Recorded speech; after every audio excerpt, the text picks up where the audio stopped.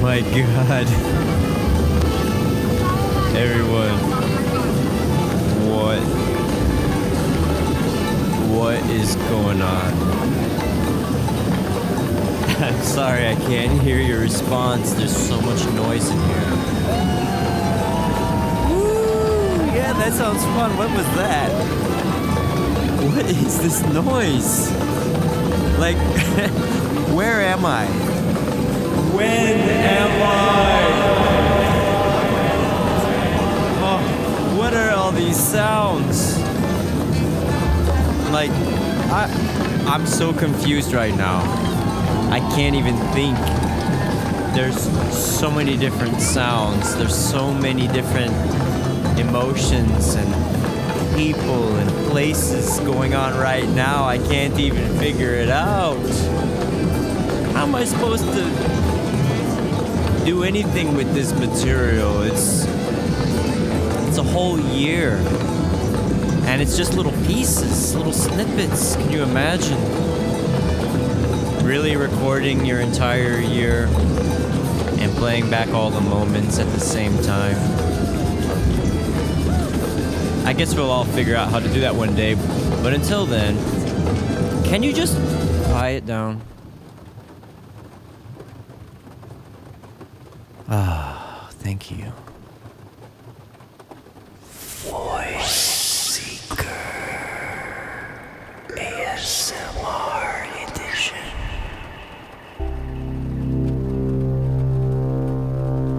This year has been so many things.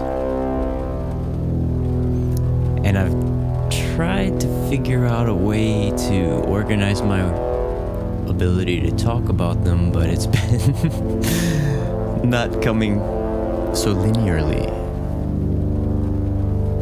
Thus, I've decided an experiment where I loaded all of the sounds from this year into one Ableton set. And I mean, if you know me, you know I love Ableton. I love live. It's just so hard to organize everything. But I've got everything in this set right now. And I have until the 21st. I mean, the 20th, but let's be honest. This is probably coming with the new year, new turn energy that goes after the solstice. Kind of like a super-sized new moon. Honestly, I'm gonna release it when I do, and I don't know when that is. I mean, if you're still here, you're one of the few brave souls who trusts that they'll find something for themselves in this. Welcome to the inside of my van. That's where this recording was taken. I was just on the road, and I had gone from Kansas City to Chicago. I slept one night over in a really... Wait, this is that place. Yeah, I slept a night over at a really cool spot that I found on one of those websites that tells you where to camp with your car. And they had a really great spot. First night. I'm sure. First night.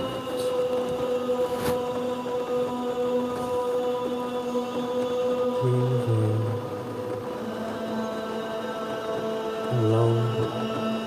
No promises.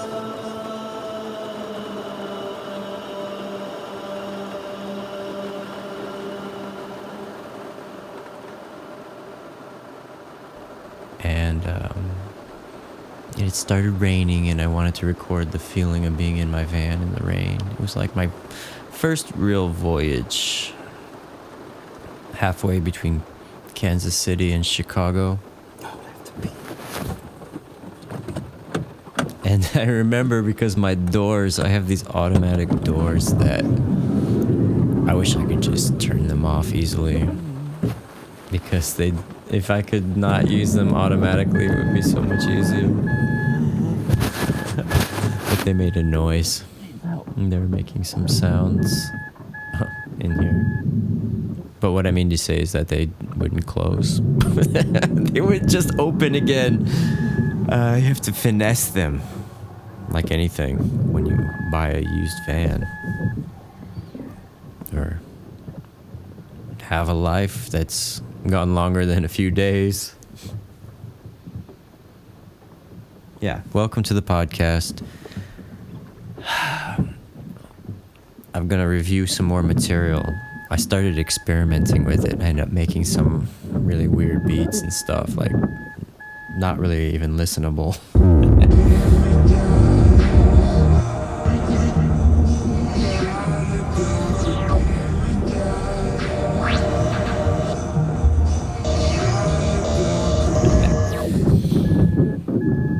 But anyway, I can edit this later.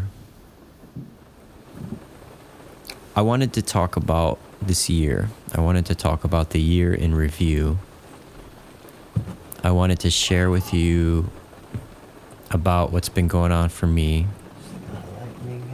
And this podcast is called Voice Seeker because it's about seeking out voices. And this time I want to seek out some of my experiences and share them with you. Because I've been back in the US since last September, so it's been more than a year now. I've readjusted, I've acclimated, I've absorbed and joined many different adventures. I've had a lot of adventures. I mean, it's strange coming to your homeland after being gone for almost a decade. Yeah. Traveling changes a person, but so does staying in one place and working hard. Coming back here with nothing but my experiences and some instruments. It was definitely shocking to see how the world had gone by without me there. Like, who are these people that I haven't seen for so long? Some of them I hadn't met, but they were part of my family. And being able to see my family again after being gone for such a long time, well, it's been really healing to spend time with them over this last period of time. It's been a blessing to hang out with them and celebrate different events and help out and share space. Yeah.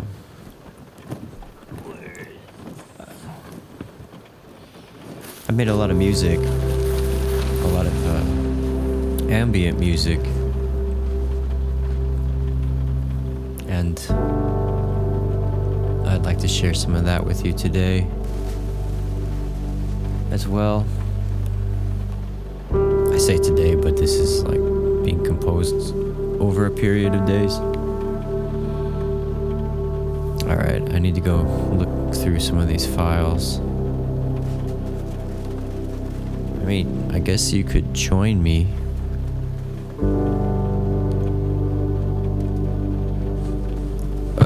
I feel like I'm live streaming. Oh, I gotta do this in private. We'll see you on the other side.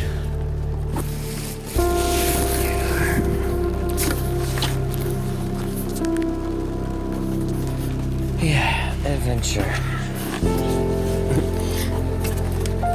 It's nice to have a little place made nice for myself on the road, on wheels.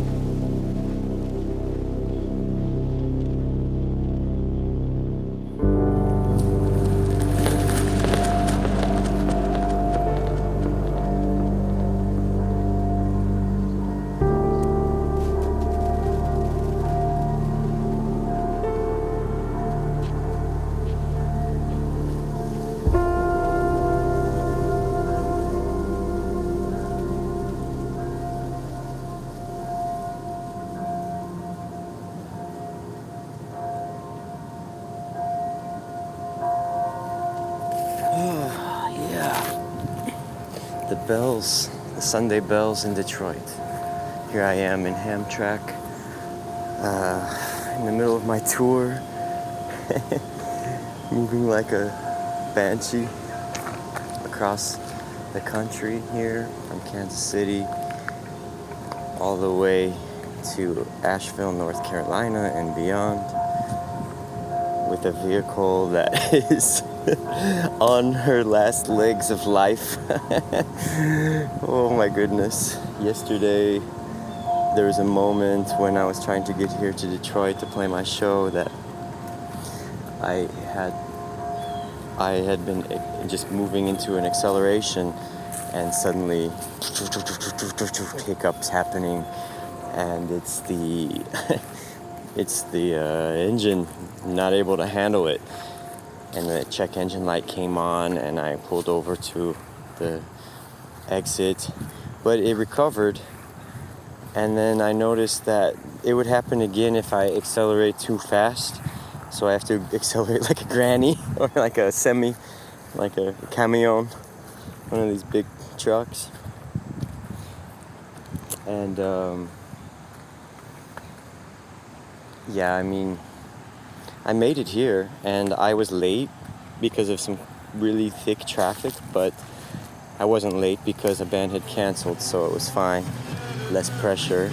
Everyone was really nice, and I met some interesting people, saw some really great music and some awesome artwork and conversations, a fire in the barrel, talking to like a 6'9" giant by that fire. That was cool. The giant and the hobbit. Yeah. So I'm going to New York today, and let's hope that the vehicle can handle it. Let's hope that everything is aligned, and that the check engine light wasn't on the last time I turned on the car, so maybe I have some time left. I just need to be careful about pushing too hard, which is a good Zen metaphor, so I can have a Zen lesson. I can have a Zen lesson with my lovely companion, the Dandymobile. And that's what Air called it.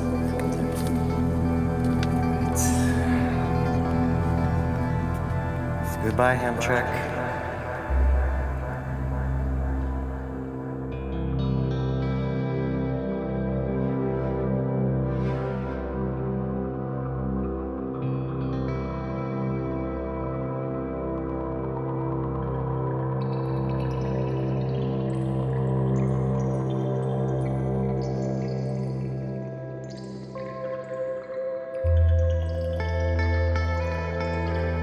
How did I even get to Detroit? I had a van. What?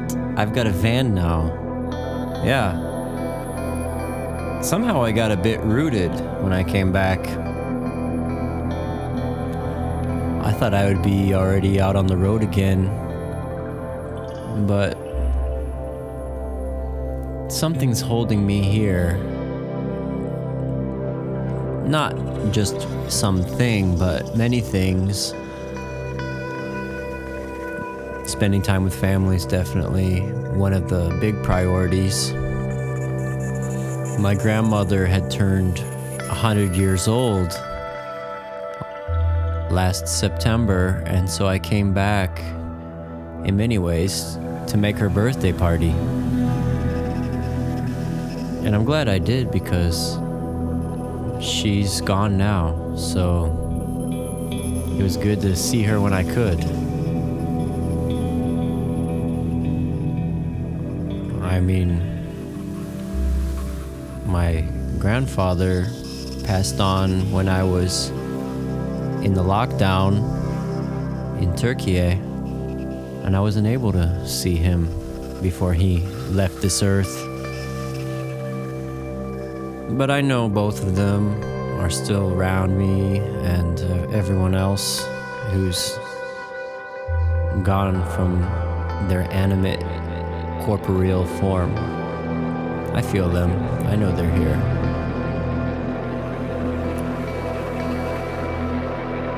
Yeah, so much happened. I remember arriving back to Chicago and going through customs and having to explain to the officer about my 8-year absence. Something that I had fantasized tremendously about over the years. One of the reasons I had refrained from returning for so long was the fear of going through customs at the USA. I mean, I've got a US passport, so they have to let me in, but I had a feeling that I would be questioned.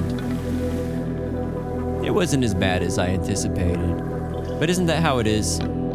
Our imagination is so good at creating scenarios that are much worse than anything that could ever actually happen.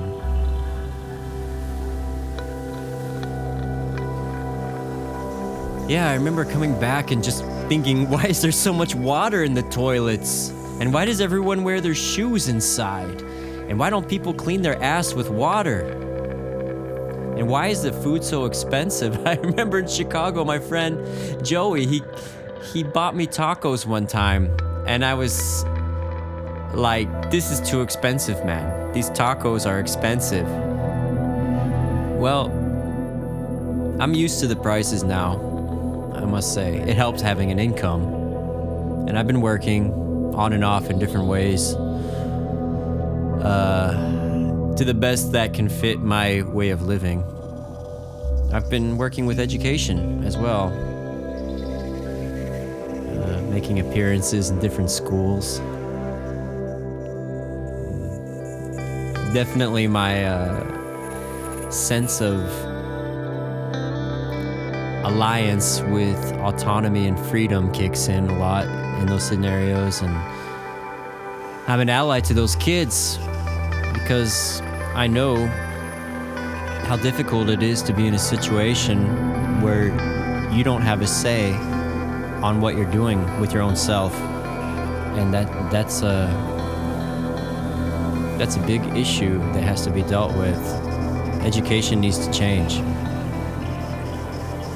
But yeah, I remember coming back and then kind of needing a long chunk of time to readjust. And I remember feeling like everyone had moved on and no one really even cared to revisit our old friendships. That was pretty rough because I'm kind of a sentimental person who really values old connections. So it makes me sad when people don't want to reach out and meet. But that's their choice, and the world is big, and in many ways, returning to the place where you started is never the same place, and the people that you used to know are different, and I have to approach it like I'm another traveler again. I'm an outsider, I'm an alien in this country now, and I've definitely wandered and roamed. It helps to have those invitations. I went out to Portland and had a good time there, exploring that city.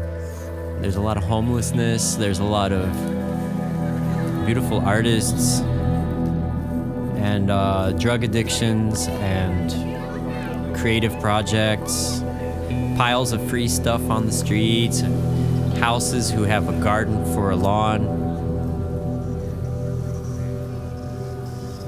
Beautiful nature.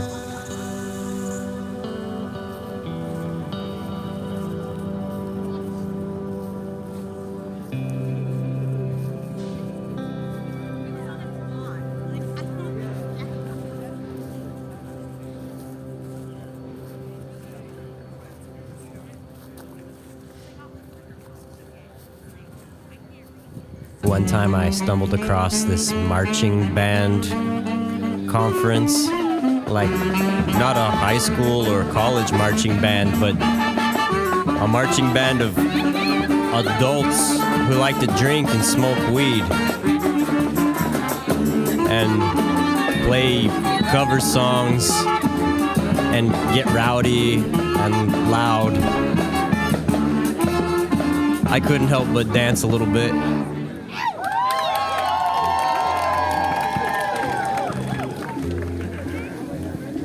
And then there's these markets which drew a lot of people and a lot of different sounds at once. I tried to busk there, but it seemed like every corner you went to, there was already someone making noise. It's an ecosystem that I didn't really agree with for my own personal street music taste, but it was funny just to sit back and listen to the confluence of drum circles and jazz bands and saxophone players all squilling out like a bunch of horny birds trying to mate in the rainforest.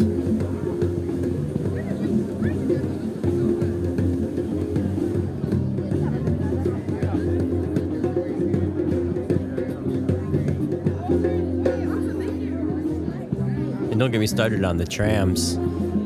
I mean, one ride on a tram can just show you all the different sections across Portland.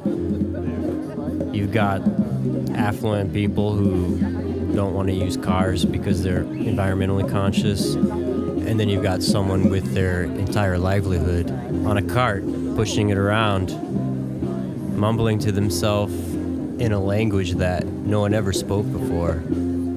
And you're just hoping that they're going to be okay.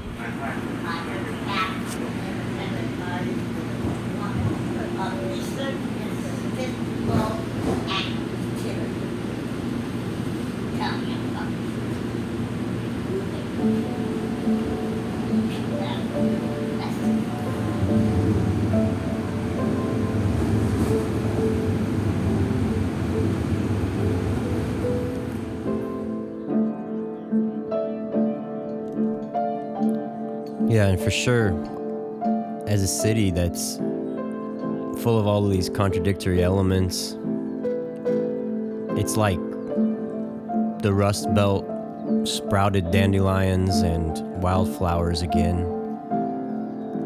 And the wolves have returned, but they started to be vegan somehow.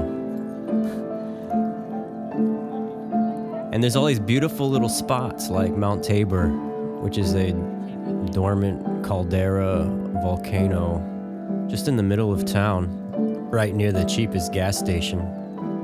And on top there's this piano just there.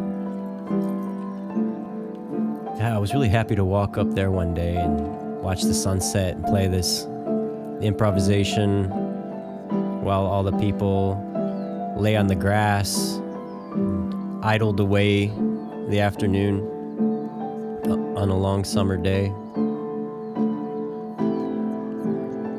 And I found that something that's sadly missing in a lot of places in the US, especially in the Midwest, where people can just go and hang out without being expected to become an economic unit. And that's something that I really got to enjoy in my travels. There was always a place, a square, a park, some area where people could just hang out, crack open a beer, drink it in public if they wanted to, even smoke a joint, and no one's gonna bat an eye. It's just fine. It's fine to be. It's fine to sit there and not do anything. You don't need to be another tick in their docket. You don't need to be shareholder value creating. But I digress. I like that part of Portland. This idea that you're doing things because it's enjoyable, not because it's profitable. As soon as I took my mind off trying to do street music to earn money, and I just focused on having a good time, Portland made a lot of sense for me. I enjoyed playing on the street in many ways because it's a way to meet people, but I found other ways to do that, like really awesome outdoor concerts. There are some extremely motivated and talented musicians working tirelessly, daily even, to create extremely innovative entertainment experiences for everyone, free of charge.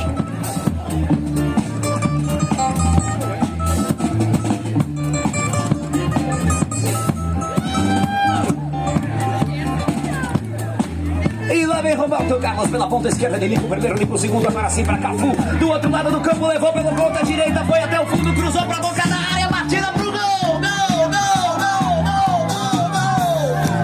gol, gol! Gol, alegria maior do futebol e essa alegria... For example, Johnny Franco and his brother Dom.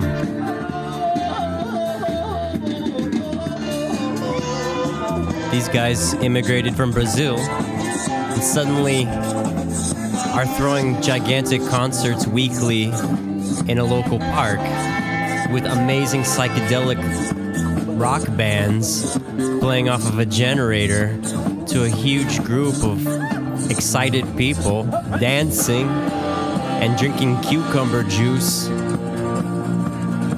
It's incredible what you can do with the DIY energy in Portland. Can you feel it? Can you feel the charisma? I was really lucky to see them on stage at a festival when my cousin came to visit with his wife. And then I kept seeing them again and again. An open mic here. An outdoor extravaganza here. Curbside serenade. What an amazing concept. I got truly inspired.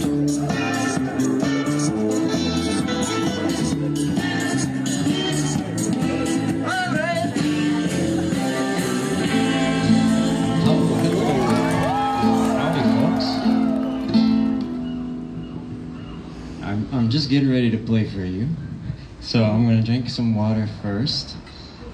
Hi. I don't know who's there. Maybe no one. Maybe someone. Maybe you're a person in the future and you're watching now, but it's later.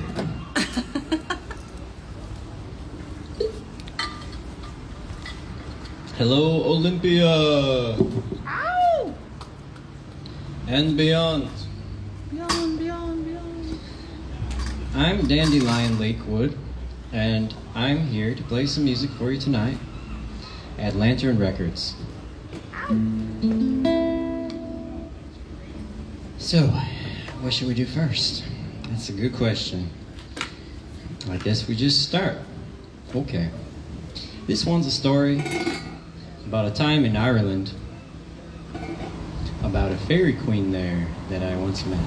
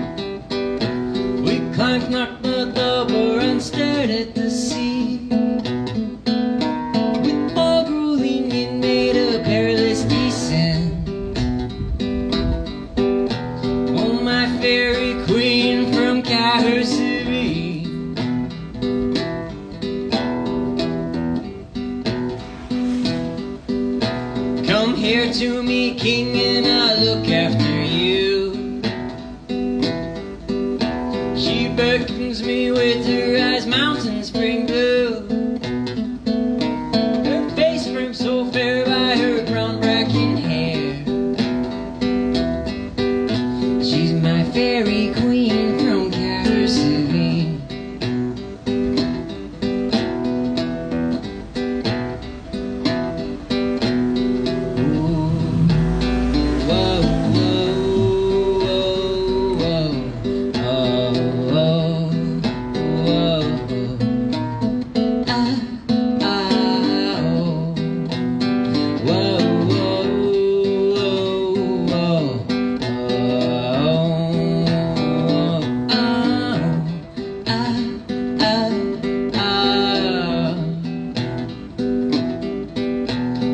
cheeks, they are rosy as foxglove and blue.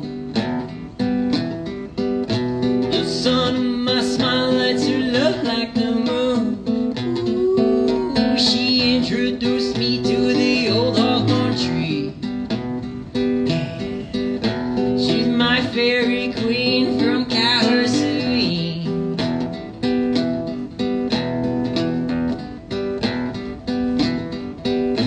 I've known other fairy queens cross this world wide, from mountains and valleys to island seaside. And there's no but one I will choose for my bride. She's my fairy queen from Calhoun.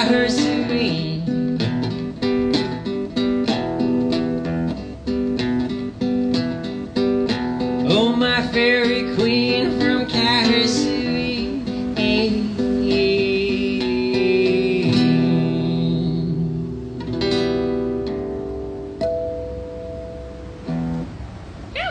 Thank you.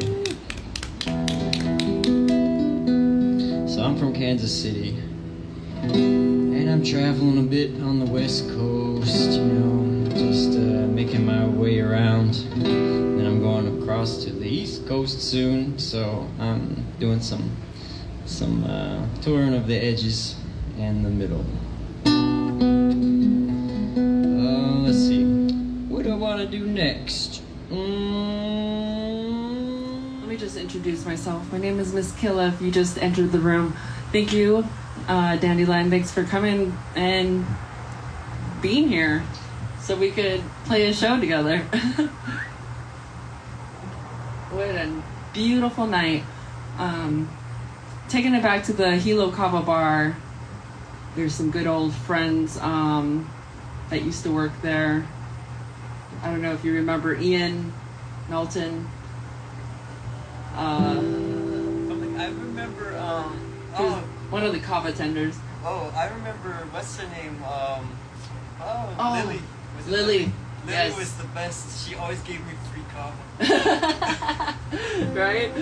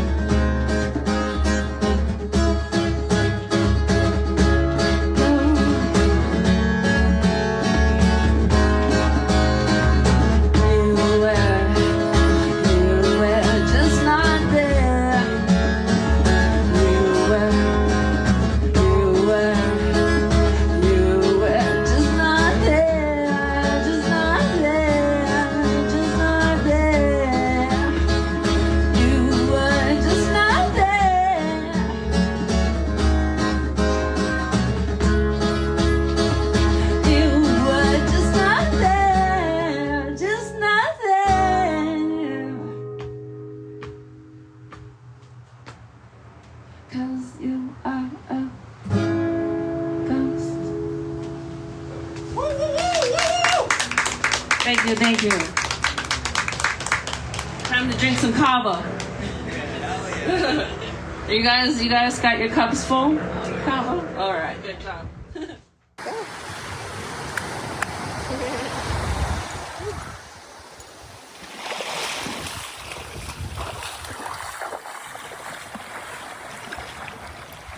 And of course, I had to visit the ocean and get in there at least once.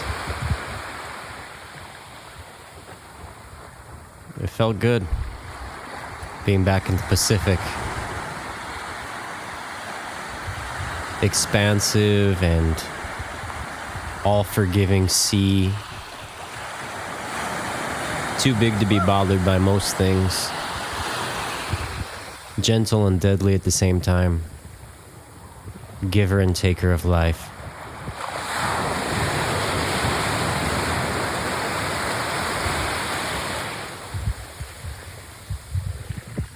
It was a good reset to go somewhere new and remember that I'm still traveling, even when I'm at home.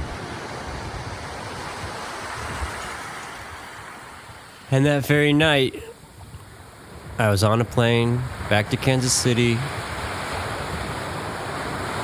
to begin the journey the next day.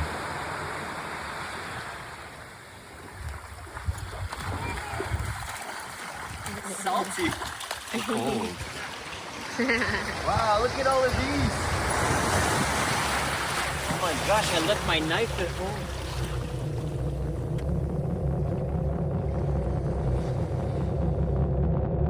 Made my way to the East Coast, like I was describing earlier. Didn't quite make it to the Atlantic, but I did really enjoy my time in Appalachia. That was excellent, to go to a wedding in the forest, in the mountains, and meet all kinds of people, all kinds of really radical, interesting folks. I enjoyed that a lot. That was a beautiful time.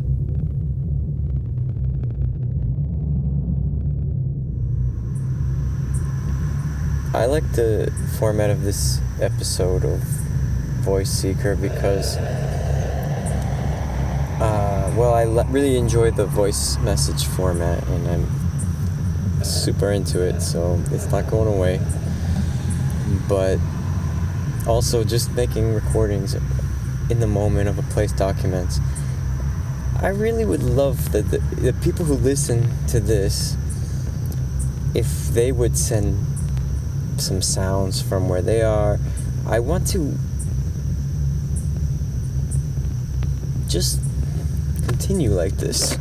So if you like this kind of arrangement for sharing stories, I would love for contributions, because it's a lot of work to come up with an idea, and because this podcast is only coming every 3 months, it's deceptively a short time. You know, you think you have 3 months, okay, but then suddenly the time is up, and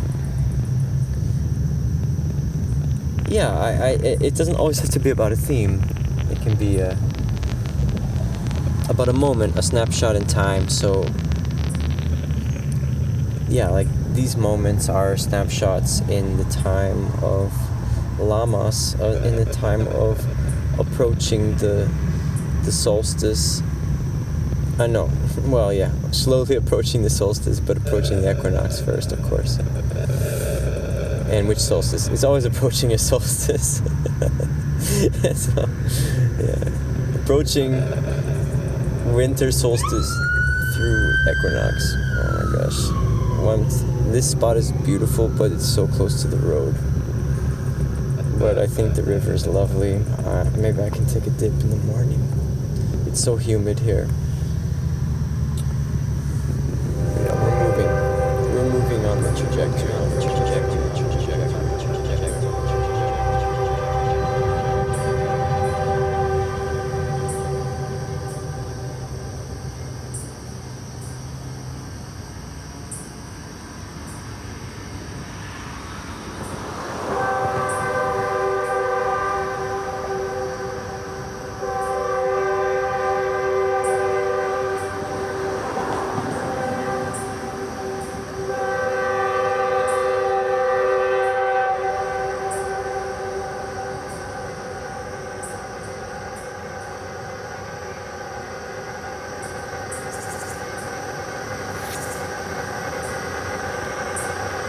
love the sound of trains in the night, far away.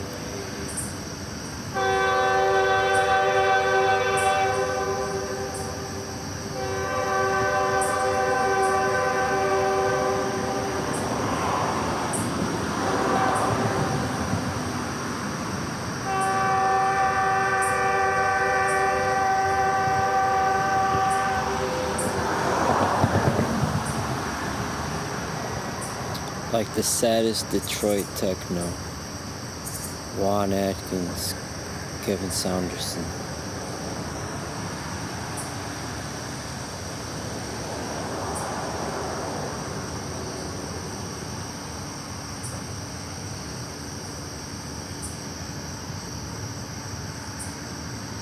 Derek Carter or Derek May, it doesn't matter anyway. Everything is hinged upon that sad, sour, lost, moaning note echoing in the night. It's comforting. It's sad, but it's comforting.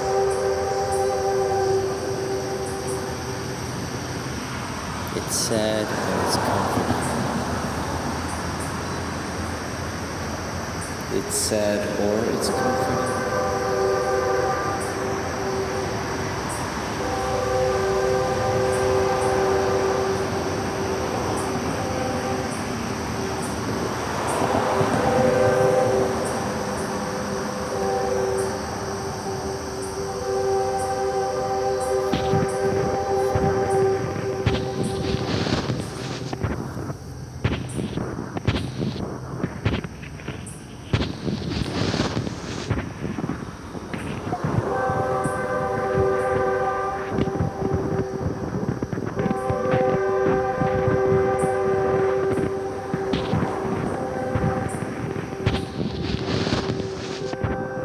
Like a ghost. A ghost of an industrial past. Or is it the ghost of the wasted future? Lost because of all of the usage and waste and overconsumption.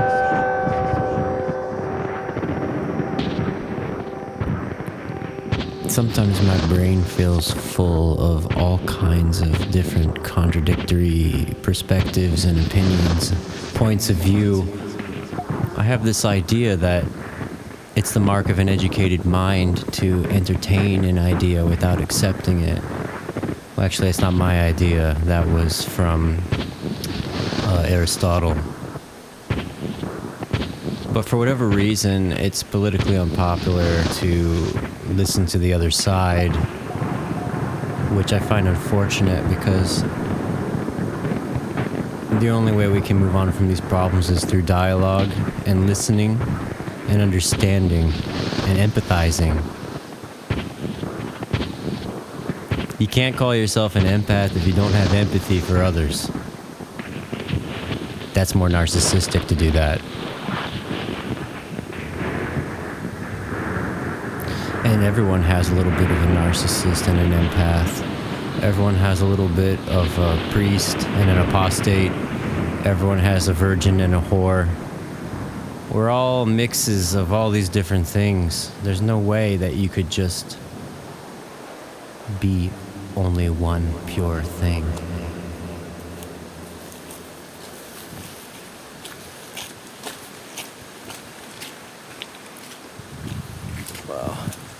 What a day.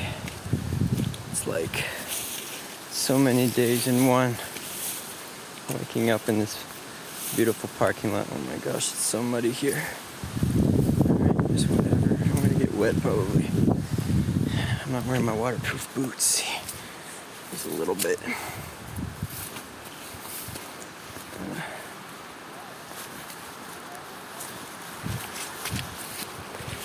Yeah, the wedding of Gaia and Amit, my friends that I met in Serbia. at the Rainbow. We traveled together with Lowen in his van from Serbia to Bulgaria. I was really sick, and they helped me a bit with carrying some of my stuff because it was so heavy and I was so ill. And they're really sweet people and really kind-hearted musicians, and sharing a lot of knowledge and trying not to get wet, but it's a tricky game. It's getting dark. I'm going back up to my van. I made my camp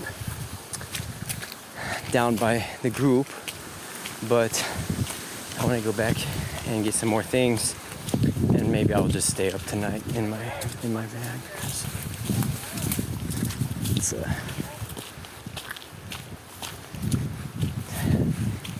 well, it's comfortable. I mean, my bed is comfortable that I made here, but my tent is also comfy. But if I go up and it's dark, maybe I'll just pass the night in the bed and come back in the morning again. I can see my friends, these older, 2 retired guys. They're really sweet, nice guys. I met with the morning coffee today. Yeah, so many interesting people showing up for this wedding. There was also kind of a gathering before it just ended. So I got to meet some people who were there for that. And then I'm meeting these people who are here for the wedding. And yeah, it feels good. It feels so good to be in the middle of the forest and with a group of people who have learned from experience how to share responsibilities peacefully and without hierarchy. You know, really. I gotta tie my shoe.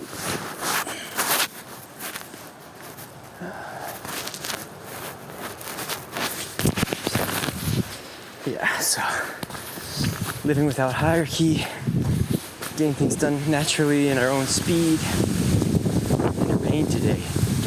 It was really nice swimming in the waterfall, getting camp, and then boom, this rains came. Not like the most brutal of rains, but enough to cool things down and give you a little bit of second thought about shelter and things like that. Alright, not here yet. Just going along the trail along this river, small river, kind of big creek, small river, a stream, looking for the way up.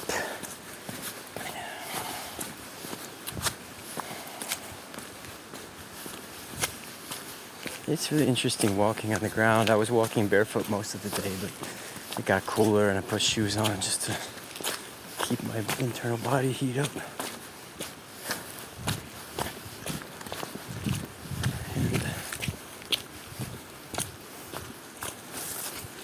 I'm really appreciative of this experience and my van getting me here and all the beautiful people.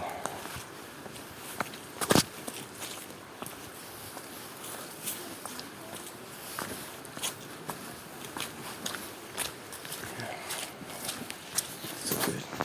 So grateful. Yeah, it's nice to be back down here.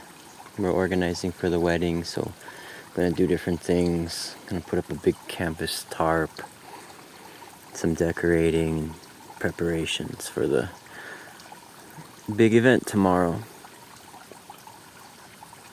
Yeah, and it's nice just to come back to my tent with a few more things and organize it a bit. I got some of these LED lights. That's always nice for atmosphere. It's okay here by the stream. I was concerned maybe it would be too wet, but it's not so bad. It doesn't bother me yet, but we'll see how I sleep. We'll see about the rain. It's sunny now. Beautiful, but 24 hours ago it was also like that, and then suddenly all this rain came. It's the mountains, these microclimates.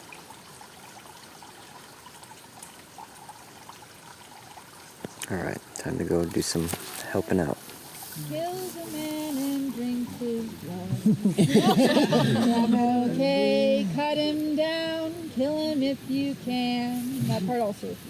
Kill him if you can. I wish I could that wild hog see. Diddle down, diddle day. I wish I could that wild hog see. Diddle. I wish I could that wild hog see. See if you take a bite with me. I'm okay, cut him down, kill him if you can. Banging drew his wooden knife. Diddle down, diddle day. Banging drew his wooden knife. Diddle. Banging drew his wooden knife to rob that wild hog of his life. I'm okay, cut him down, kill him if you can. Yonder come, here he comes through yonder's mark. Diddle down, diddle day. Here he comes through yonder's mark. Diddle. Here he comes through yonder's mark. Splits his way through open eye. I'm okay, cut him down, kill him if you can. They fought for hours of the day.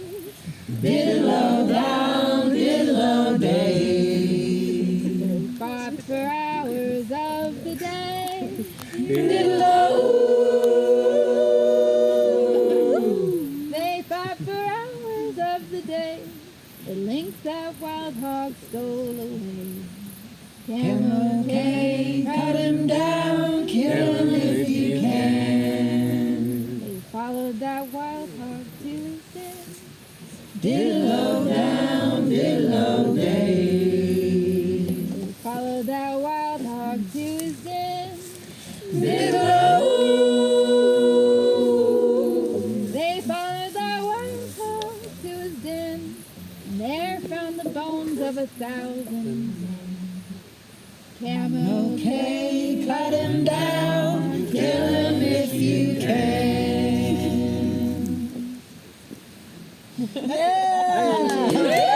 Sounds a weird one. I heard a woman wow. Crazy flipping lawnmower. There was a woman, I think that was written like about 100 years ago. There was a woman who penned a bunch of songs like that in the old like tradition of like of the glossolalia kind. We have a better word for it, but with that like fiddle-I, diddle-I, do, diddle-I, do. And I heard that on WNCW. Probably, it might have been last year, or it might have been like earlier this, like later spring.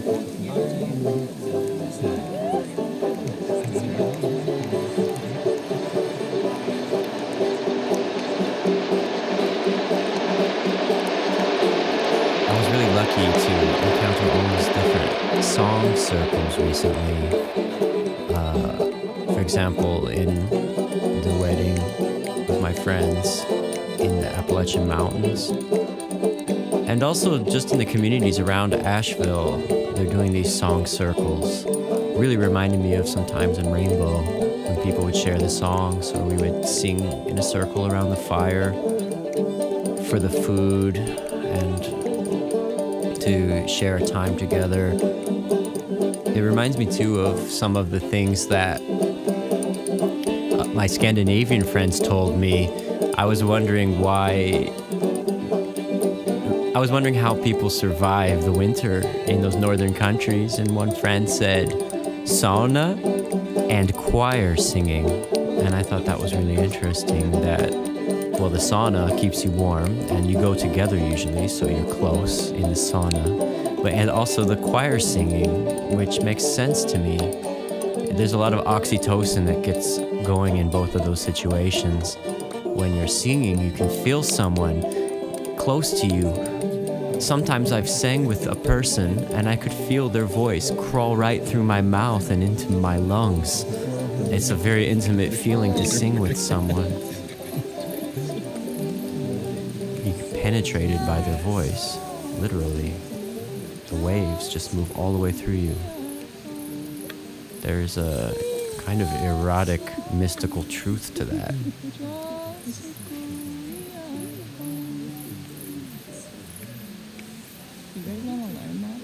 Yes. Learn your song.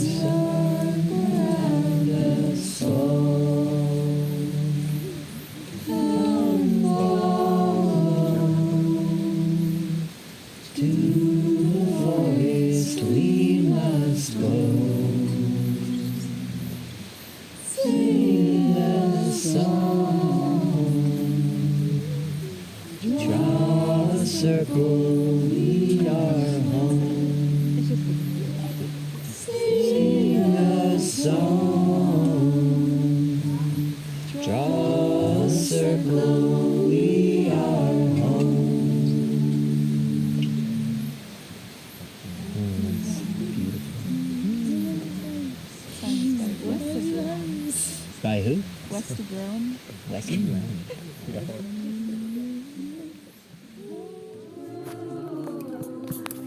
We got all the love, all that we need to change our world. Hallelujah. We got all the love, all that we need. Blessed be you. We got all the love, all that we need to change our world. Hallelujah. We got all the love, all that we need. Blessed be you.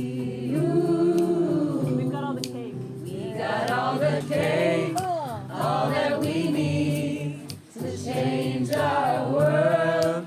Hallelujah, we got all the cake, all that we need. Blessed be you. Berries. We got all the berries, all that we need to change our world. Hallelujah, we got all the berries, all that we need. Blessed be you. We got all the trees, all that we need to change our world. Hallelujah, we got all the trees, all that we need. Blessed be you. We got all the meat, all that we need to change our world. Hallelujah, we got all the meat, all that we need. Blessed be you. We got all the sun, all that we need to change our world. Hallelujah, we got all the sun, all that we need. Blessed be you. We got all the birds, all that we need to change our world. Hallelujah, we got all the ferns, all that we need. Blessed be you. We got all the dirty feet, all that we need to change our world. Hallelujah, we got all the dirty, all that we need. Blessed be you. We got all the sole, all that we need to change our world. Hallelujah, we got all the sole, all that we need. Blessed be you. Pussy power. We got all the pussy power, all that we need to change our world. Hallelujah, we got all the pussy power, all that we need. Blessed be you. We got all the dynamite, all that we need to change our world. Hallelujah, we got all the dynamite, all that we need. Blessed be you.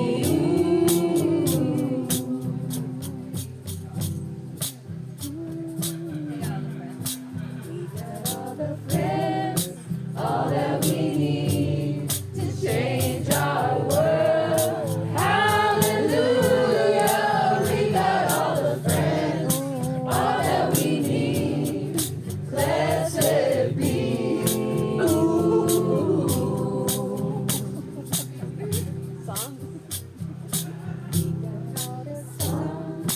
All that we need to change our world. Hallelujah, we got all the songs, all that we need. Blessed be you. We got all the voices, all that we need to change our world. Hallelujah, we got all the voices, all that we need. Blessed be you.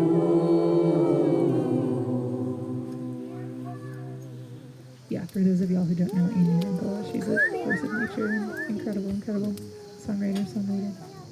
But anywho, I bring that up because she introduced me to the practice of feeding the song, and it comes from the storytelling world, I believe, where you feed a story after someone tells a story as if the story was a living entity, and you speak directly to the story, or in this case, the song, saying, "Thank you, song. Thank you for helping me trust my body," or "Thank you for the just what I feel." Maybe there's a part you like, or maybe you just speak to the entity of the song, because I really do feel like songs are these living entities, and yeah, they come through me, and I, craft them somewhat and everything, but they're beings, they're song beings, each with their own medicine. So yeah, after we sing a song, if anyone feels called to feeding the song, I welcome that. And also just enjoying the silence and relishing in the silence of the cathedral that is created from singing a song over and over again. Y'all feel that?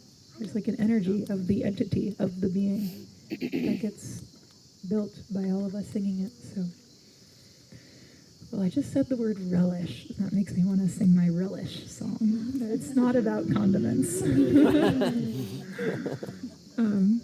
A few of y'all know it because I just taught it a couple times to some smaller hangs. Yeah, this is a newer one. I came up with the first part of it while healing from my double jaw surgery, and then the second part of it while healing from the vocal cord surgery, and right when I was starting to be able to sing a little bit again.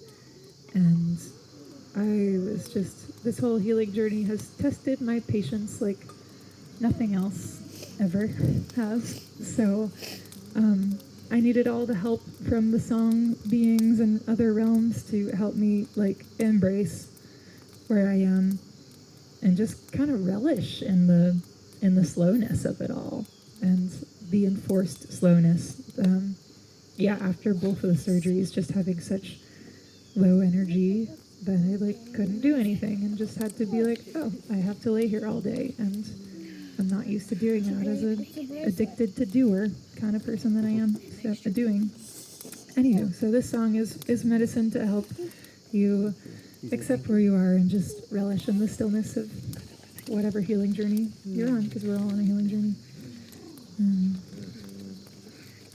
Yeah, and also it's like, I feel like the paradox I've been working with so oftenly, and I'm sure some of y'all can relate, is, it's important to have positive thinking and visualization, right? Like you want to visualize where you want to be and you want to visualize healing, but I don't know, it feels a little like bypassy to just do that, and like you're skipping over actually learning to be present with where you are. So I feel like there's this balance, tightrope balance between the, calling in, manifesting, healing, and seeing where you want to be, but also holding true where you are. So that's, you'll hear in the lyrics of the second part. So the first part, I'll sing it through once and then we'll break it up, kind of call and response, because it's longer. Really glad I have this microphone. It'd be hard to sing over that buzz.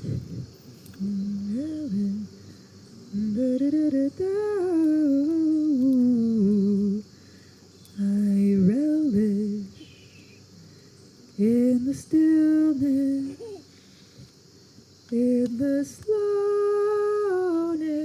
of healing, and let myself feel what I'm feeling.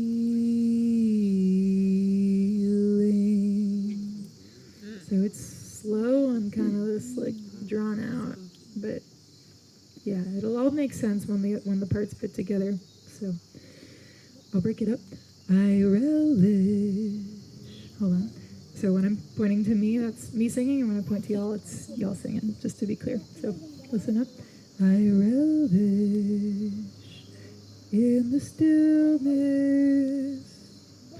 I relish in the stillness, in the slowness of healing, in the slowness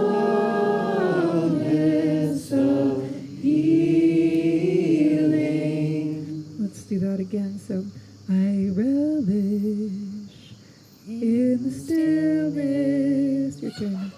I relish in the stillness, in the slowness of healing, in the slowness of healing. Put those together. I relish all together, yeah. In the stillness, in the slowness, in the slowness of healing, I let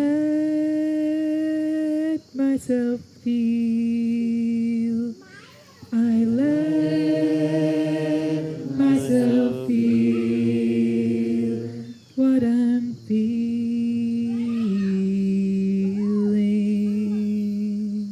What I'm feeling.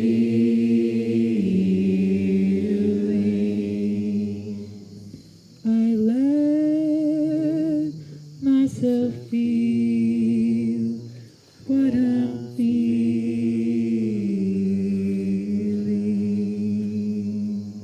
I let myself feel what I'm feeling. Let's put it all together, and if you don't know it, just pretend you do. That's how it works, group mind. I relish. I relish in the stillness, in the stillness, in the slowness of healing. I let myself feel what I'm feeling. Yeah. I relish in the stillness, in the slowness of healing. I let myself feel what I'm feeling. Another time or two. I relish in the stillness, in the slowness of healing. I let myself feel what I'm feeling. One more time, then I'll do the other part. I relish in the stillness, in the slowness of healing. I let myself feel what I'm feeling. All right, the next part. I can see where I wanna be, and it's so far away. May I embrace and love the place right where I am today. I'll break that up, don't worry. And if that's too high, you can sing an octave lower. So I can see where I wanna be. Okay, so I'll break it up. I can see where I wanna be. One. I can see one where I wanna be. And it's so far away. And one. And it's so far away. I can see where I wanna be, and it's so far away. I can see. I can see where I wanna be, and it's so far away. Second part. May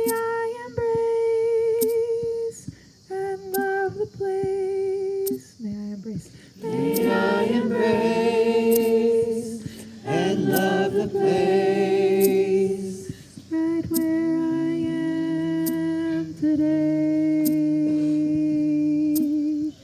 Right where I am today. May I embrace. Let's do that. May I embrace and love the place. And love the place. Right where I am today. I can see. One. I can see where I wanna be, and it's so far away. May I embrace and love the place right where I am today. I can see where I wanna be, and it's so far away. May I embrace and love the place right where I am today. Keep saying that. I'm gonna add the harmony part, okay? I can see where I wanna be, and it's so far away. May I embrace and love the place right where I am today. I know the harmony is confusing, but sing it again. I can see where I wanna be, and it's so far away.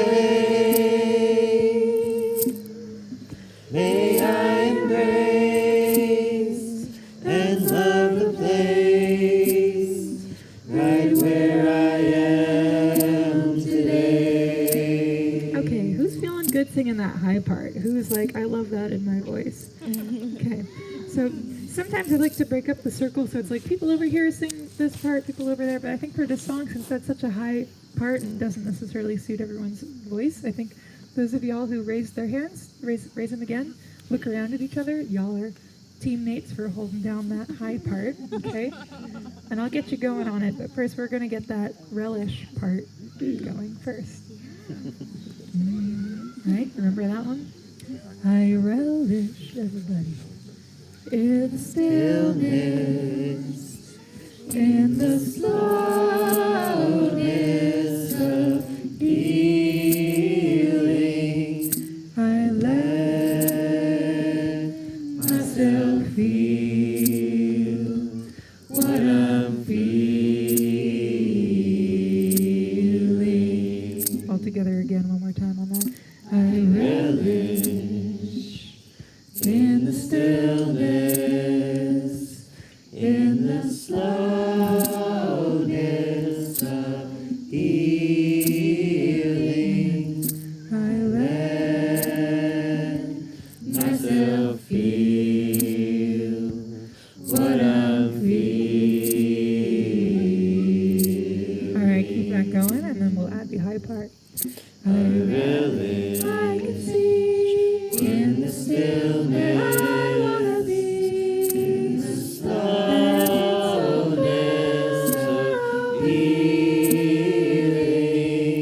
And let myself feel what I'm feeling today. Yeah, again.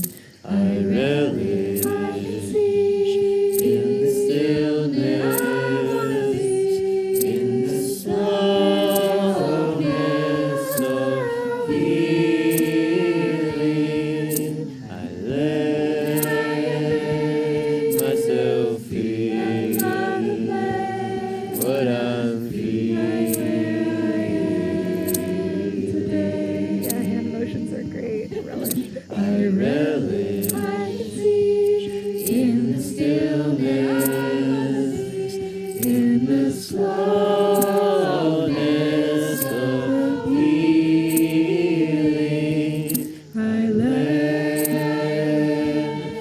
myself feel what I'm feeling.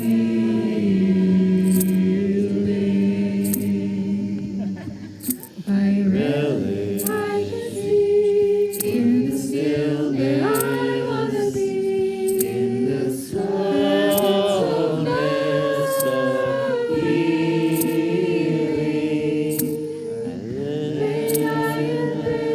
Myself feel what I'm feeling. Keep going. I'm gonna add the harmony part, but don't get confused by me. Okay. I relish in the stillness. I want to be in the slowness of healing. I let myself feel what I'm feeling today. I relish in the stillness. I want to be in the slowness of healing.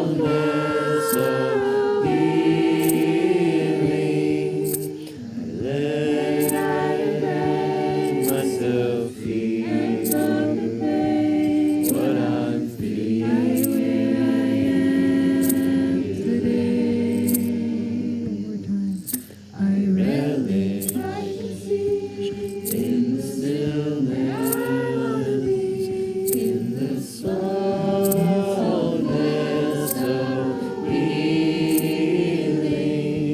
feel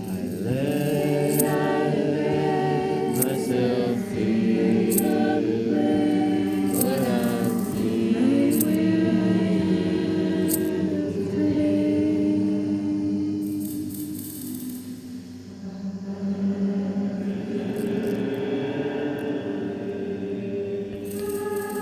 After all that time in the forest, I had to explore who these people were, living in the mountains around Asheville. A place I've heard a lot about, the home of Moog synthesizers, a place budding with life,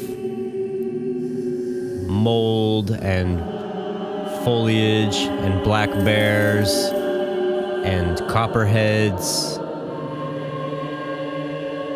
lots of barefoot, naked hippies, song circles. I hadn't been in touch with a community of people who would gather to just sit around and sing songs together that would make them feel better about life.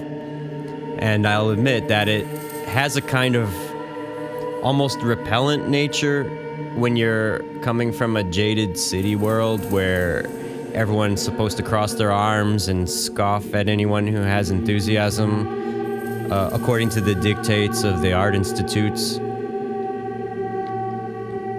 But I couldn't help but resist the charm and that oxytocin that's released when your voice is with another voice, and feeling the voices crawling inside and all around us in fellowship.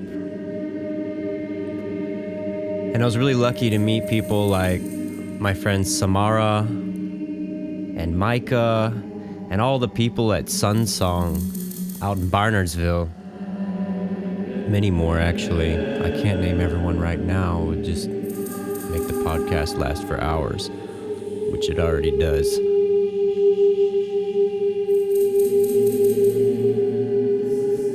If I really wanted to, I could do an entire episode about this time.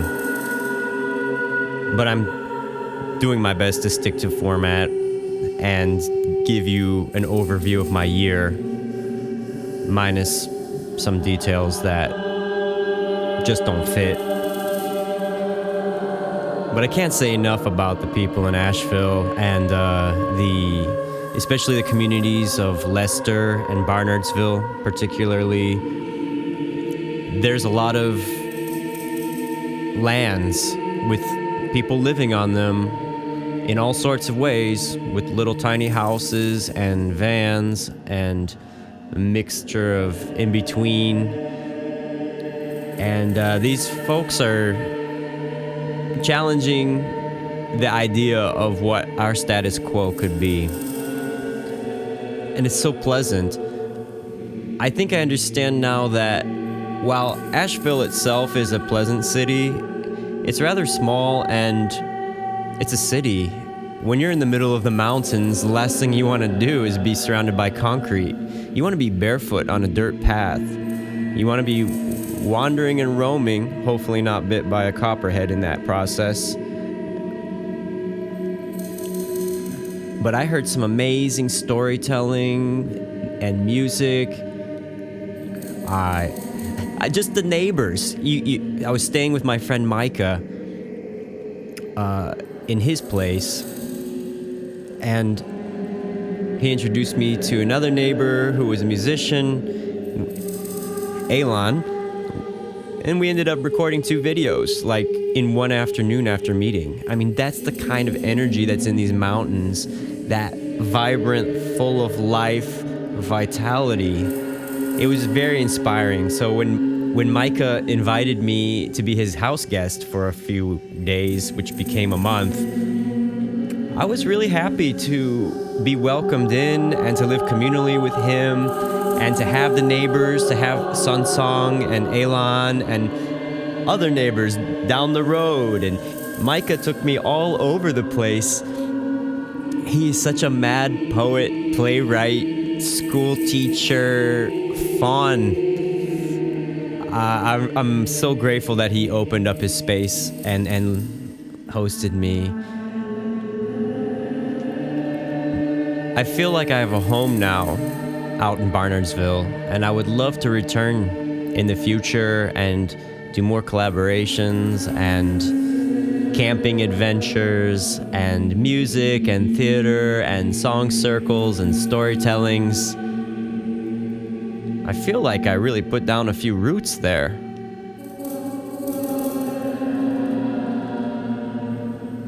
But I had to go. There was something on the horizon. What could pull me up from this beautiful place? What could move me? Well, the only thing that can move me like that is music. I'm talking about bluegrass. I'm talking about Winfield, Kansas. I'm talking about the Walnut Valley Flat Picking Festival.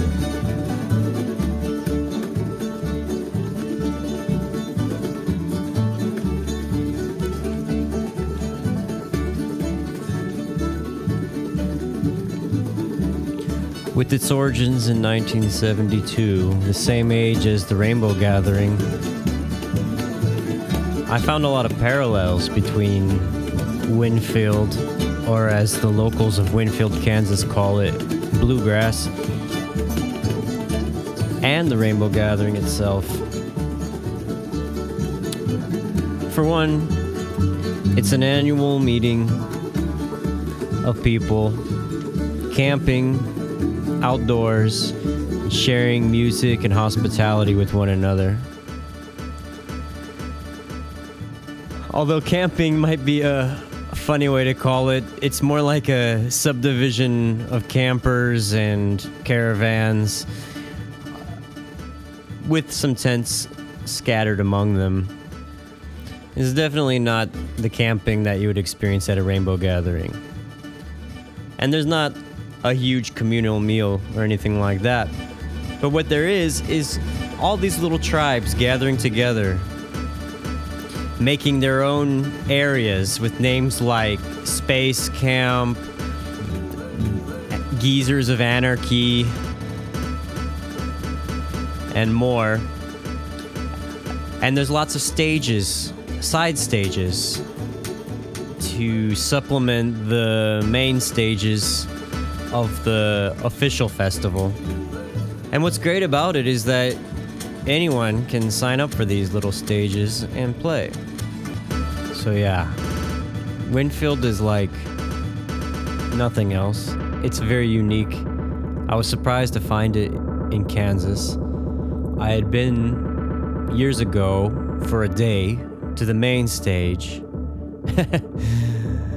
But the real action is in the camping, and the week leading up to the beginning of the festival is already full of people for what they call land rush, when everyone scrambles to secure their location and build out their camp areas, replete with fire pits and signage and decoration. You can find all kinds of folks there, from scroungy hippies and dirty kids to farm families and everything in between. I think the politics of intersection here is something to really examine when you find the overlap between the most red of necks and the most blue of liberal hippie idealists. But somehow everyone makes it work, and with a lot of happiness and joy and hospitality and beer and other things. Yeah, I mean, the musicians there were amazing. I got to meet some very cool people just randomly from Kansas City and Wichita and beyond. I saw my old friend Dylan from South Dakota and his wife and all kinds of folks. My old roommate Kaylin was playing upright bass in a really interesting group as well. I feel like going to Winfield is going to become a tradition in my life that hopefully I'll pass on to my children and potential grandchildren as well.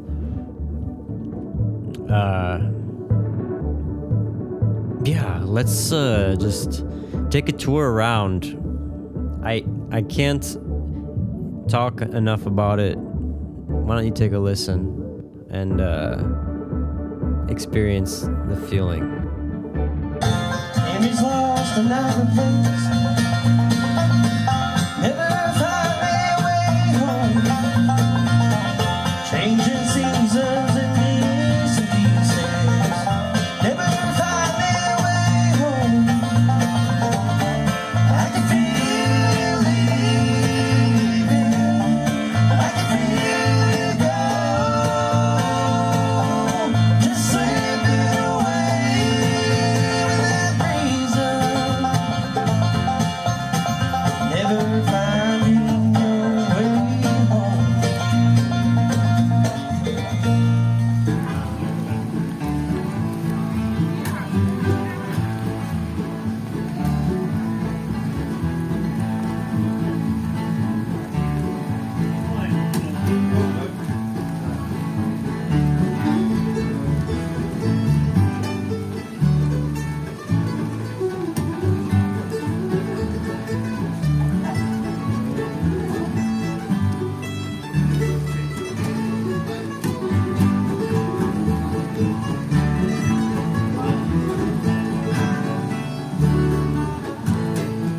With the eyes of a confessor, I have looked into my soul, and I've seen salvation slipping through my hands. For I've fought with circumstances where the darkness took control, and I did things that I do not understand. Sometimes to talk about it seems like more than I can do, and who'd be there to listen anyway? Am I left out here alone to face the questions old and new, and hear the answers only God can say? I am out here on my own to reap what I have sown, and wait alone to face another day. Time passed by slowly through the night, hurt like it is the chill. The snow was heavy, the wind was strong, blowing across the windowsill.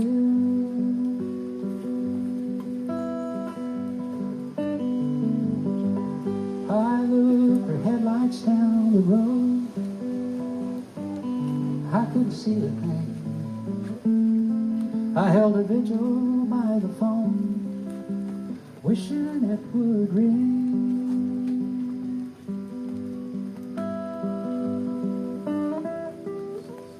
I tried to read a book as I paced across the floor. I stared out through the pane till I couldn't look anymore.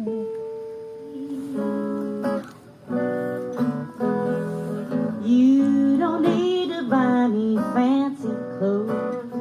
Don't need a fur-lined coat or any got one of those. Pay me your attention. Listen when I mention the things I hold close. Don't buy me roses, bring me lilacs from the yard where we planted them, and in a simple glass mason jar. It's the ordinary things that win my heart.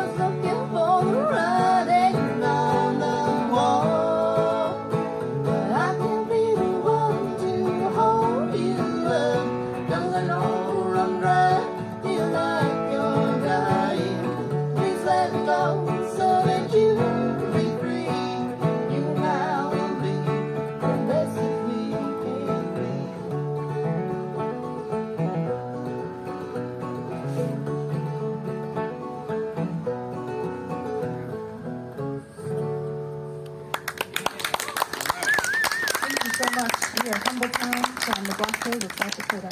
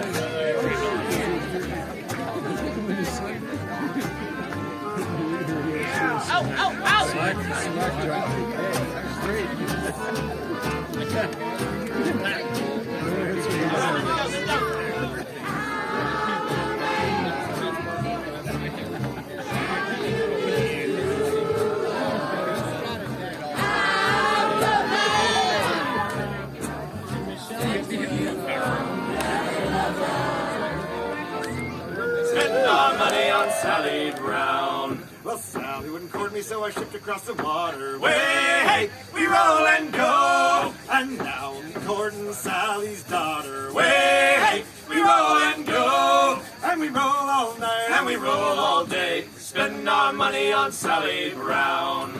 Well, Sally Brown, she likes a good scrumpy. Way, we roll and go. And she likes a bit of the rumpy pumpy. Way, we roll and go. And we roll all night, and we roll all day. Spend our money on Sally Brown. Well, Sally Brown, she's a nice young lady. Way, we roll and go. Yes, Sally Brown, she's a fine young lady. Way, we roll and go. And we roll all night, and we roll all day. Spend our money on Sally Brown. And we roll all night, and we roll all day. Spend our money on Sally Brown.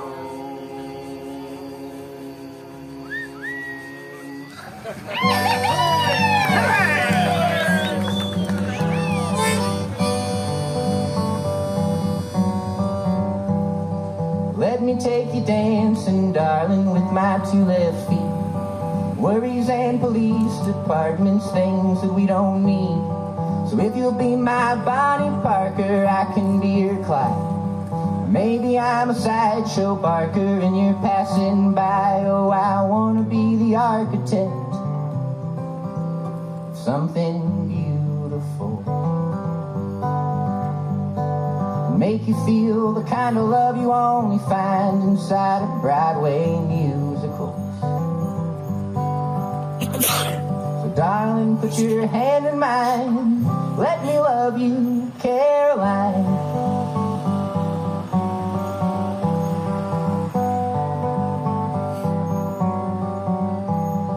There's a bar on Armour Road where I drink for free. I don't think the owner knows, but he sure likes me. So maybe if you want some time, I could take you there. You could dance like Ginger Rogers, I'm no Fred Astaire. Oh, I wanna be the architect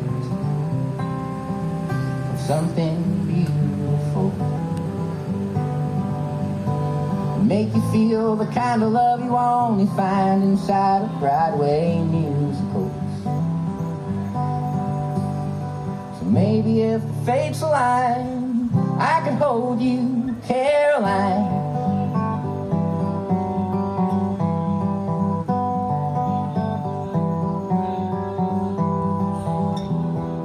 Tell me what you're waiting for.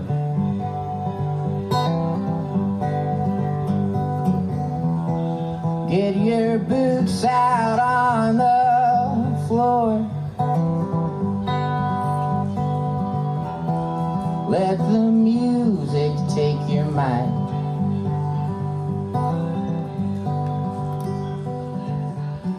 And everything will be alright. Alright. Just a shot of tonic water in my builder's gin. If you'll be the judge's daughter, I can be Huck Finn. And maybe somewhere down the line, someone else will say, if you'll be my Caroline, our love will find a way. Oh, I wanna be the architect of something beautiful. Make you feel the kind of love you only find inside of Broadway musicals. So darling, put your hand in mine. Let me love you, Caroline. Caroline. Caroline.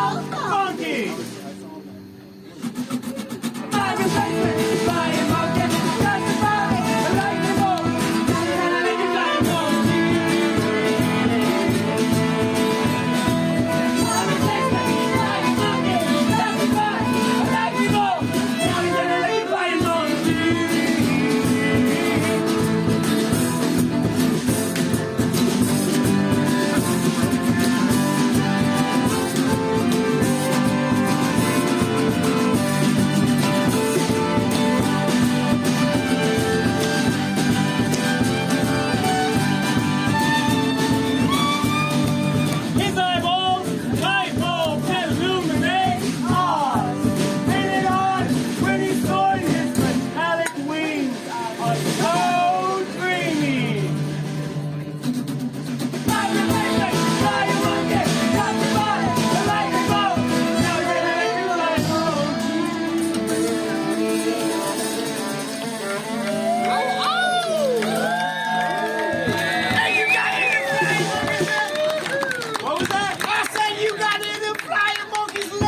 I'm sorry, I'm getting so hard of hearing. I can't hear you. I said you got in the flying monkey's lap.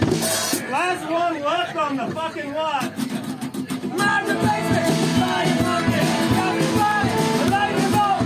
The nose and the flying monkey.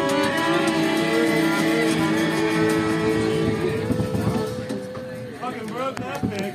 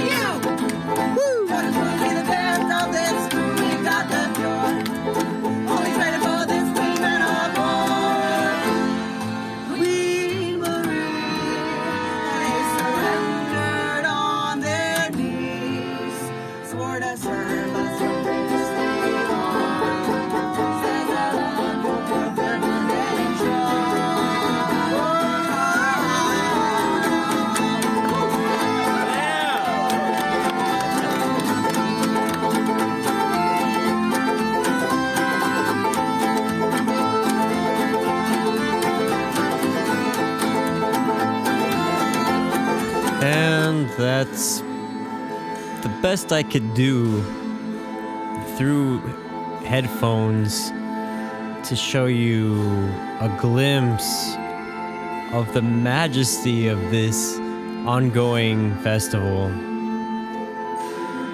And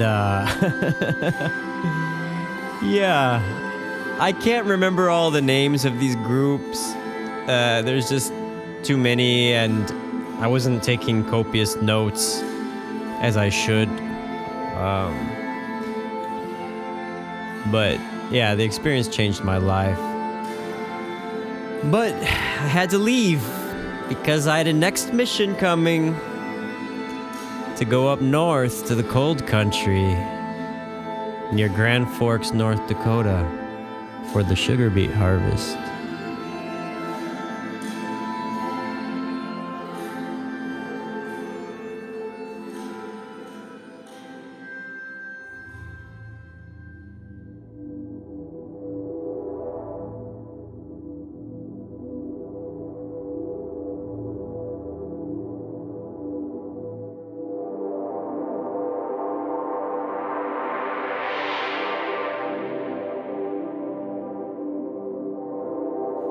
When I told people that I was going to be harvesting sugar beets, I think everyone had the same mental cartoon about it, where I'm wading through a muddy field and plucking turnips out of the earth like Super Mario Bros. 2.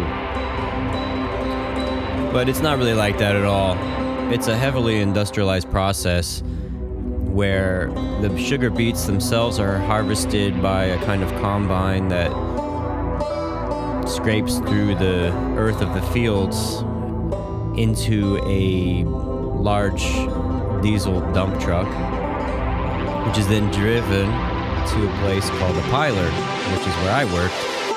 And the piler is like a giant dinosaur with a huge, long crane boom that takes the beets dumped from the trucks and processes them by quickly shaking off the dirt and dropping them in a pattern of a giant pile.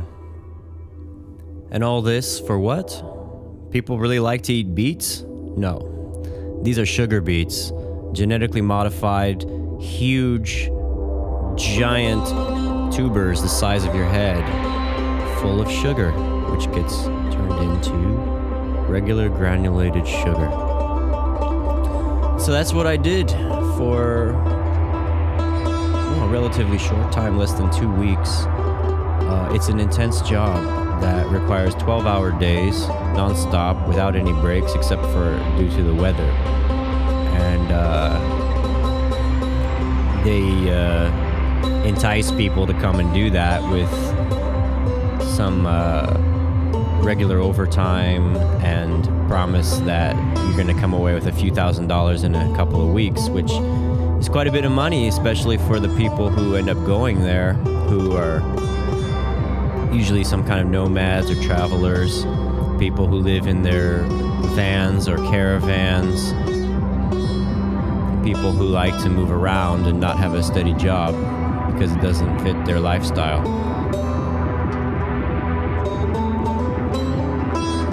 I was wondering what kind of people I would meet.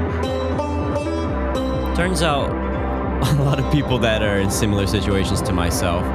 People who can't sit still, people who can't commit to a long-term situation for whatever reason.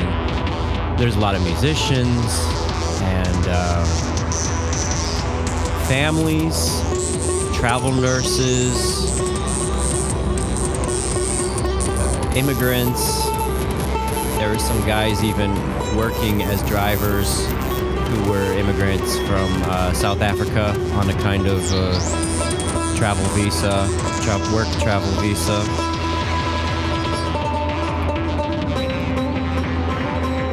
It was hard work. You start to really feel what it's like to be overly utilized. I mean, standing for 12 hours, sometimes all night. I had a night shift, so I was coming in 8 p.m. to 8 a.m. You got to be bundled up and ready to be cold, ready to be just tired of seeing these beats. But I would just stare sometimes at the pile being formed in the kind of psychedelic, squirmy, wormy patterns that would be created by that. And I would remember that this is a temporary time. There's not anything to worry about. This is just a short period, a little blip, and then it's over.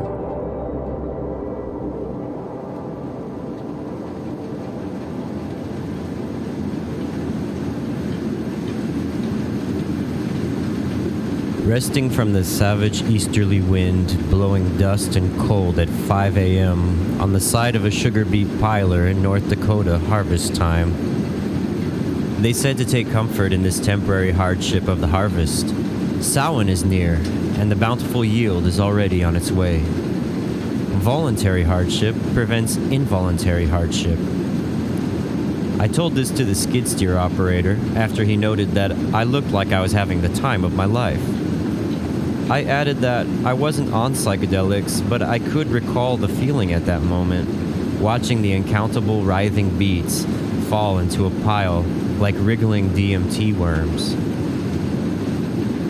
Nomads and drifters, dirty kids and boondockers, train hoppers, van lifers, farmers and border crossers. The harvest is an intersection of many worlds and ways of life. Musicians plucking banjos, guitars, or a bass homemade from a plastic bucket. Mechanics, veterans, homeschoolers, carpenters, Tex-Mexican 4-woman bookworms building their own homes.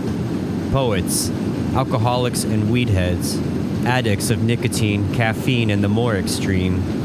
Camper families and dog children.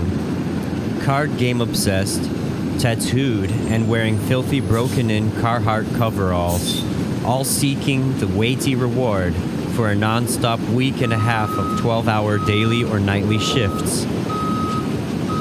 Everyone has a padlock to protect them from instant blissful dismemberment when cleaning out the bowels of the ravenous piler, the goddess of the harvest, the devourer and regurgitator of the endless stream of beet roots flowing from farm to colossal stacks the size of sporting fields.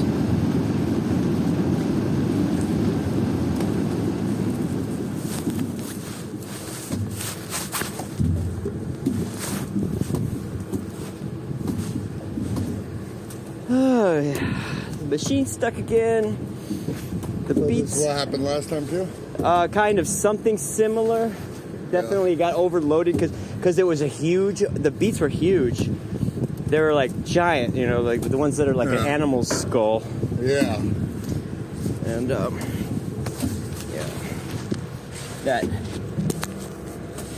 that was weighing down the belt. I don't think it's the exact same thing that happened this time, but these aren't incredibly huge. I mean, they're big, but yeah.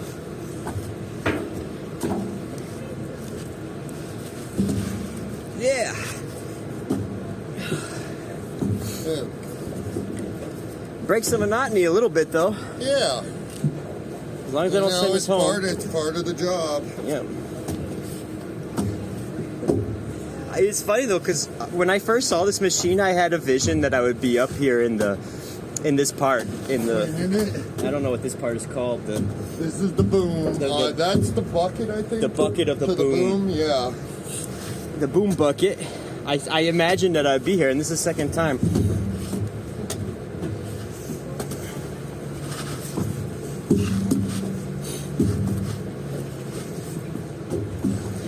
When I heard about the beet harvest, I was imagining people pulling up the beets from the ground, like squat, like a bunch of other harvests do. Yeah, like squatting over and picking it up, but it's all done by machines and trucks. Almost everything is done by machines these days. Yeah, I guess so. Probably potato farm's almost exactly the same. Even carrot farming is probably I've been wondering Like large if scale. they can use these for potatoes too. I think so. I mean, Mary was on a potato farm. She said something like that. Hey Mary, can they use these machines to do potatoes too? Or are these solid only beets? Oh. Well, she's the expert. Yeah, she is. Never be. If I ever have a question, it's one of them. I ask it to.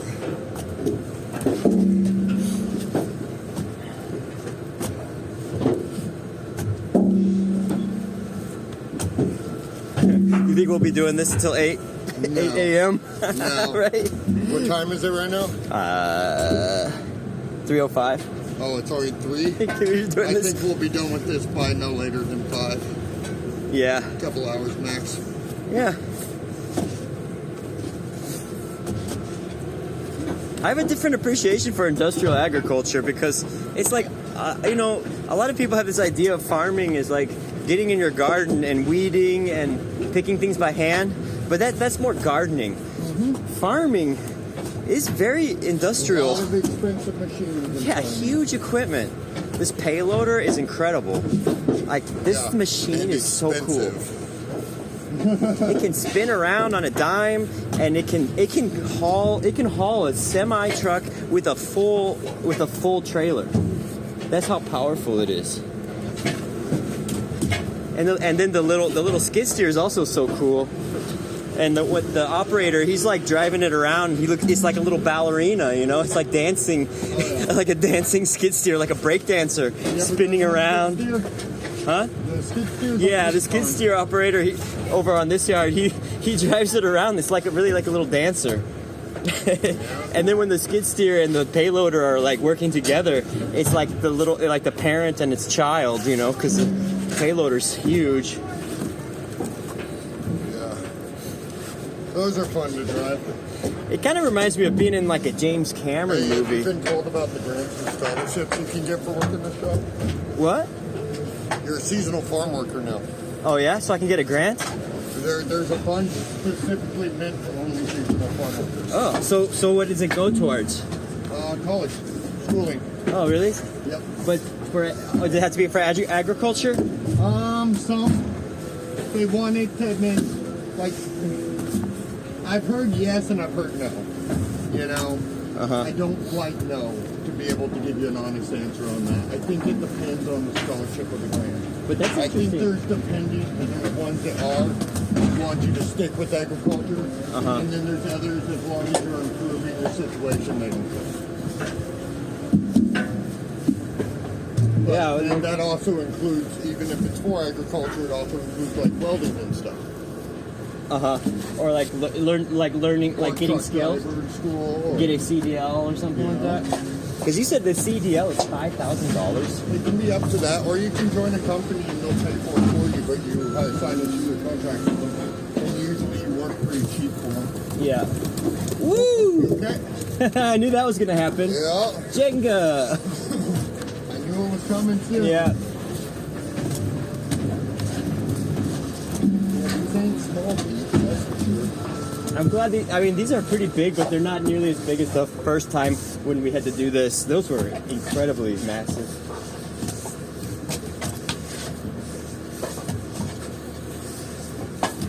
How did you hear about this job? Through a friend of mine that was doing it, that was coming to it. Traveler person? Yeah. All travelers.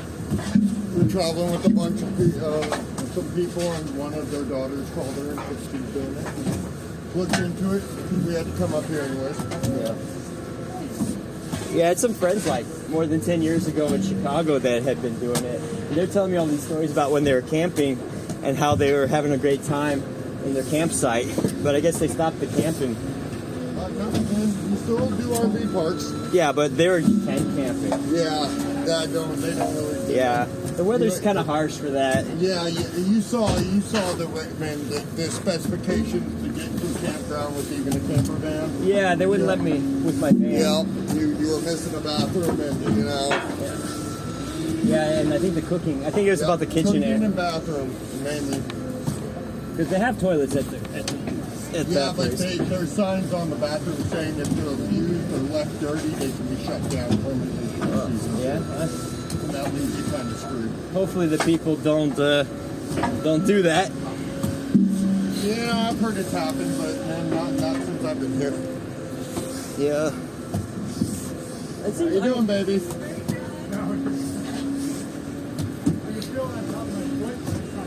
Most of the people that I've met here, though, seem pretty respectful, and but I didn't meet that many of the people. There's been a few I don't really get along with, but I just stay away from them. Yeah. Because we're not trying to have a negative time. Yeah, luckily, we don't. We kind of stick with our own crew. I'm an adult. I can just stay mean, Yeah. So we just stay away from each other. Yeah.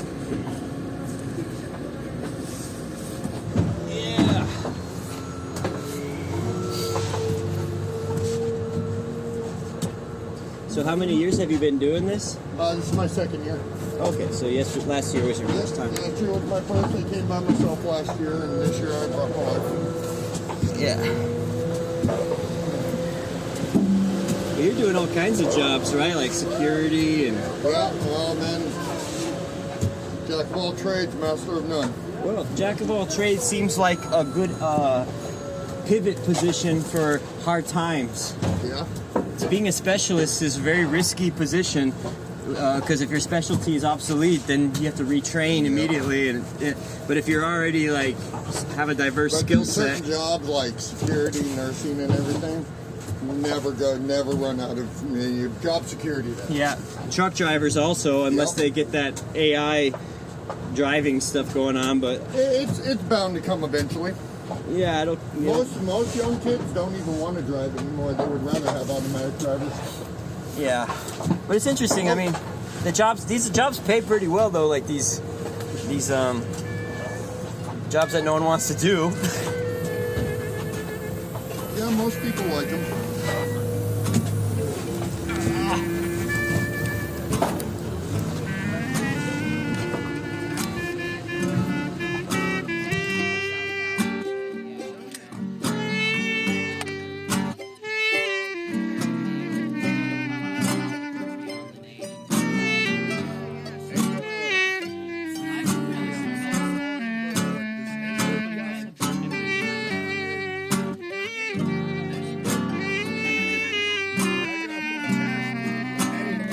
It was such a joy to find a tribe of nomadic musical people circling the earth for these kinds of seasonal farm jobs.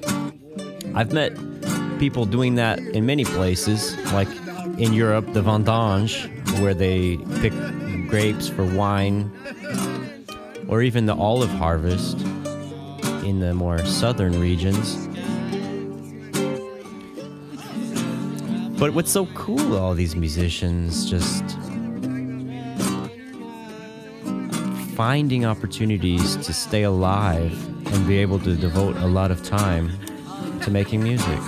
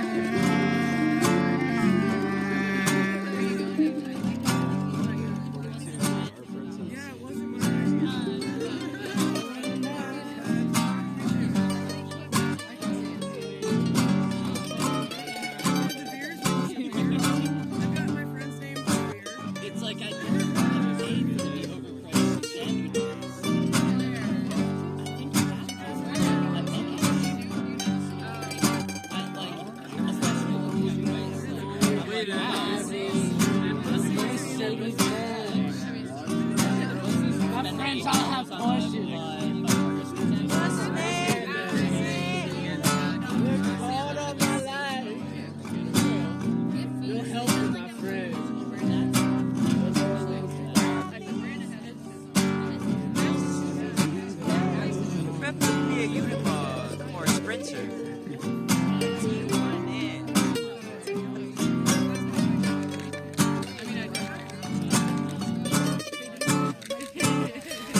So thus, at the end of the harvest, we decided to get together one last time and have a talent show.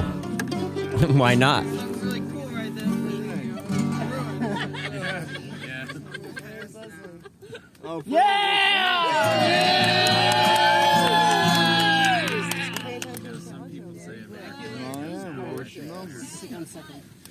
All right, Beet.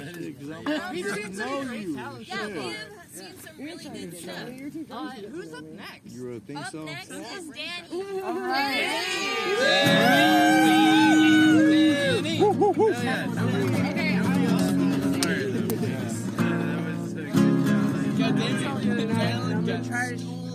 I'm gonna try to recreate it. Bitch, you cannot. You cannot. You can't do it. You can't do it. No, I did it. I swear to God, I fucking did it in the hotel last night. Alone, with the hair dryer. What are you trying to lick your elbow? Yeah. Oh my God, he did it! He's doing it right now! You guys see that? You guys saw that? We all saw it! We all saw it! Hell yeah! Incredible! Incredible! My dick's hard. Like, that was great. That was hot. It looks leopard. You could try and flip around ogres next. There you go. I'd accept that as we have an addition. Can I have one of these? I don't know. Whose are they? Did you get my beer that I gave you? No. Is it in here? Oh, this one? Was it this one? Yeah. Yeah, that happened a long time ago. But thank you. Just checking. That was good. You got your beer, That was really good. That was one of the better beers I've had. Yeah. Can we get some mastery of these fucking But, ceremonies? I'm gonna have one of what? Hell yeah. Well, they're hot. Okay. Alright, sorry. Alright. Go. All right, how about that though? That was amazing. Yeah, how about Thank that? you again, Danny. Oh, yeah. I mean, I did it. I did that. I did it just now. So everybody's down did that. Thank you. Thank you. Hell yeah. Okay. Up next is Brando. Brando.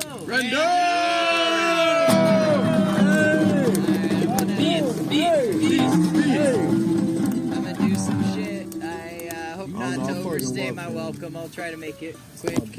No, take your time. Yeah, as much time as you possibly can. Milk it, babe. So, this is something I haven't done for a while. This first thing. My dude. My dude. How's it going? Bro. Hell yeah. You know what I'm talking about, man. I haven't done this one for a second, but the whole costume party kind of gave me the motivation a little bit to like whip out an old one that was kind of outdated when I wrote it, but most of it's not outdated, so here we go. But yeah, related to my costume. All right, y'all ready? Yeah. I'm ready. All right. Yes, sir. I don't believe that white kids from the suburbs shouldn't become rappers if they want to. But Macklemore does. In 2005, the white suburban rapper releases the song White Privilege, where he eloquently raps about how he has no business rapping in the first place, and that by doing so, he is at best stealing the spotlight from more deserving MCs, and at worst, helping to contribute to the destruction of a culture that he loves. Naturally, having taken a serious look at the damage he believes himself to be causing, he does the only thing he can. Continue rapping for more than a decade till he has the most successful hip-hop single of all time, but, and this is important, apologizing all the way to the bank. Our era could not have dreamt up a more appropriate spokesman if it tried. It's as sorry a state of affairs as ever. The only thing different is just how sorry those responsible will tell you that they are. Judges talking about the ways the prisons swallow up the futures of all who enter, then serving up their dockets like an all-you-can-eat buffet. Police chiefs calling the murders committed by their hired guns senseless tragedies, then serving up a verdict of better off dead. Mayors bringing out the tissue boxes to talk about the homeless like there's a violent requiem playing behind them, all on their way to making a slumber a crime. And in the neighborhood stolen from black, brown, and poor, it's a therapy session in the bar every night. Sure, our playground could only exist through the hard work and memories of generations being served eviction notices, but thank God at least we have the decency to drink our victory down with a little guilt for a chaser. Remember to take your shoes off at the mosque, throw in some Spanish as you divvy up families up between ICE and CPS. Tell yourself you're taking all those ally trainings to learn how to be another John Brown instead of just another fucking Jefferson. Honest enough to know that your house won't build itself, but civilized enough to let everybody know how badly you wish it weren't so. Realistic enough to know that your way of life depends on lots of boots on lots of faces, but thoughtful enough to carve a my bad onto the souls. Executioners forgiving the condemned right before they flip the switch. Condolence cards tied to every knife and every back. See, somewhere along the way, what you do became a lot less important than what you have to say about it afterwards. We are judged not by our actions, but by how well and how loudly we say that we're sorry. But I always thought the point of an apology was to try to do shit different next time. Somebody feeling your pain don't mean shit when you have every intention of keeping on inflicting it. And if a thing is worth being ashamed of, it's also worth not fucking doing. So if all your tearful confessions of guilt add up to is another way of saying, this is hurting me more than it's hurting you, do the world a favor and have the humility to keep your mea culpas in the privacy of a confessional where they belong. Hell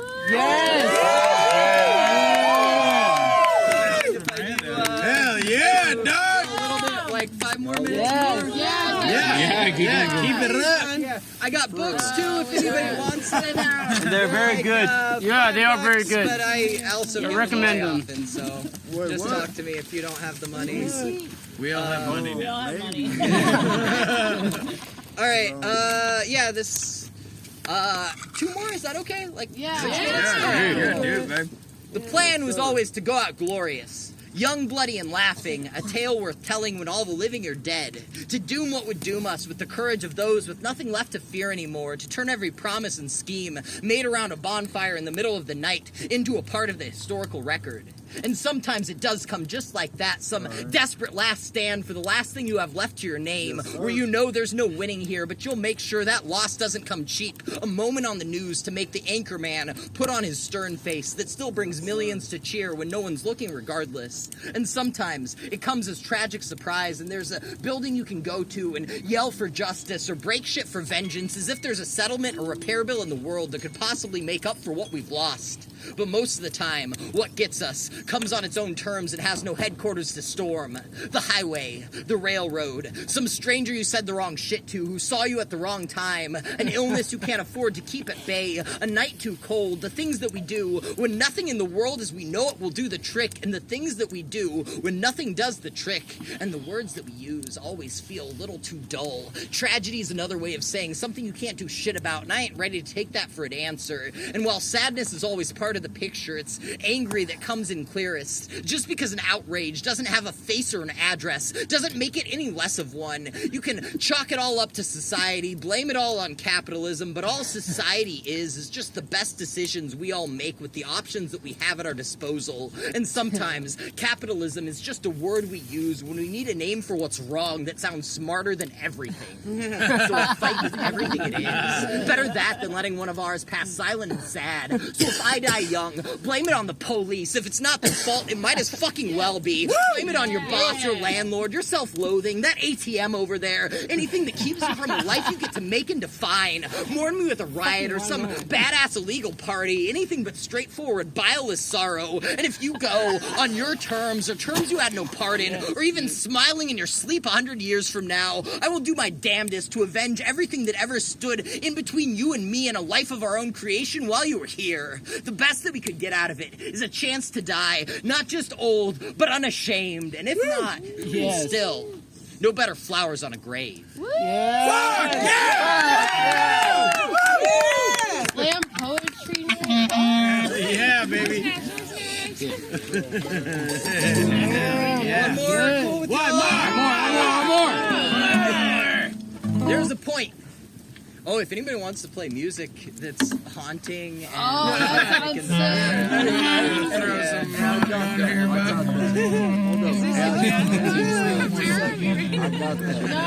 G minor again? G minor, yeah. No. Slam poetry night. Jump in as Fireball. Jump If you in. pull it out of the gun, I'll take it. No, that's not an instrument. I'll pop you in the fucking face. No, you won't. No, you won't. Off with that shit. You'll get fucked. You definitely will. We'll pack you out, dude. Fuck off with that shit. Okay. I'm gonna pop you in the man. Come on. We're not doing that. We're gonna fucking take it easy, okay? I love Brando, man. I'm telling you, take it easy right now. Take it easy. Just come back. Let's take it I was easy. gonna try to find some shit in my backpack. I can't find it, so I ain't gonna find it. I ain't gonna find it. Lost it right here. Shit, that shit's all gravy, baby. Shit. Alright. That's my dude right here. Shit. There's a point when it gets too late for possibilities that don't involve you feeling awful, where this could end any number of ways, but none of them that won't hurt.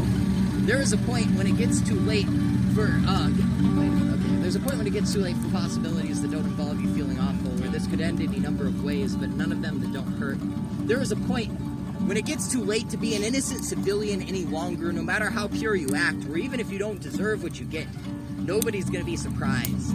Kindness could be just as deadly of a sin as the rest of them, but it's still the one I'll choose till I'm hard enough not to. Drain me of blood and put me up for transfusion, put me up for donation. I want no part of this. Let my bones be turned into monkey bars and my skin cover you up when it rains. Fuck this world of wounds and weapons. How can anybody stand to spend 80 years here? Sooner or later, I'll be someone I can't even relate to from where I'm at today, but I won't let that stop me now, because no matter who you are, there will come a time when no one will have heard of you or William Shakespeare. A boy that looks like me is crouched in a doorway with a cigarette in his mouth, singing "The Masquerade is Over" and meaning it, a song older than all of his problems that still sounds the same as it always has. The cigarette is lit, but it won't always be. A cloud of smoke's coming out of his mouth, but in 30 seconds it'll be air safe for babies to breathe like it was never even there. If the world were made up of people like us, there'd be no landmines, barbed wire, or preschools. We feel what we feel, like we're the first to ever feel it, and say every word like we're the last to get to. We treat ourselves like people we'll never see again. Treat our bodies and our futures the way the powerful treat the powerless. They'll adjust. They'll have to. We're not the you that the diary and medicine ads are talking to. Politicians can only say they love America so long as we're not Americans. We were not made for this world, or else it wasn't made for the likes of us, and we may never find a piece of it that we're honestly at peace in. So praise all that's good for all the places we've never been. Let's hope we never see them all, so we can still believe in a paradise stronger than all our problems we don't mean to fix. We're sure that if we wound up with different hometowns and birthdays, that we could have had it.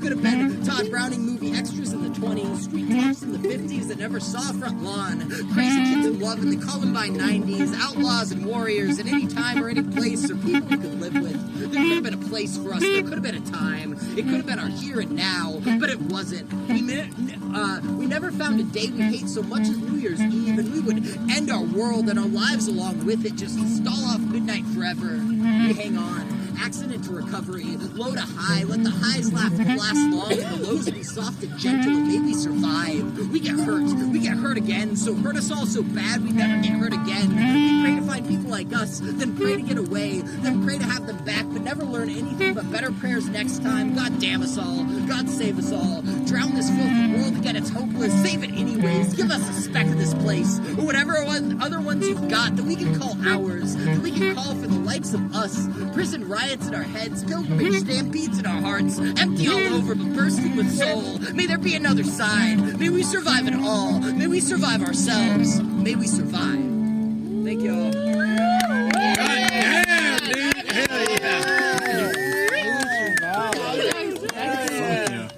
Hey, Hey, buddy, there's a nail in your shoe. Yeah. don't give a fuck. Hey. There's a nail. We're not step on it. You already fell in the fire. That was good. You know, it's so fucking hilarious because I wasn't trying to admit that, but like something poked in my foot, and I was like, holy shit. Yeah, and I was like, holy shit. But y'all said I stepped in something. And I super appreciate that. Thank you. You're welcome. Thank you. We got you. So I'm gonna sit down here and I'm gonna pull off my shoe, and I'm gonna fucking do that. Oh fuck! I have Neosporin if you need it. I don't. All right. Thank you. I appreciate Thank you, it. Brando. Yeah, Brando. Yes. What do you mean you got books? Like poetry books? Yeah. Mom, They're Mom, pretty good. they're good. Yeah, they're good. They're good. Yeah, I've been reading them. I've been reading them. All right, y'all. All right.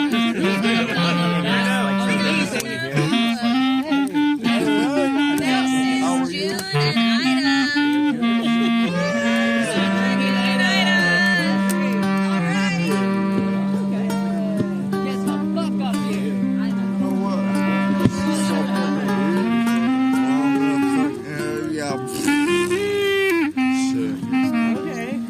This requires complete silence. So shut the fuck up! Respect.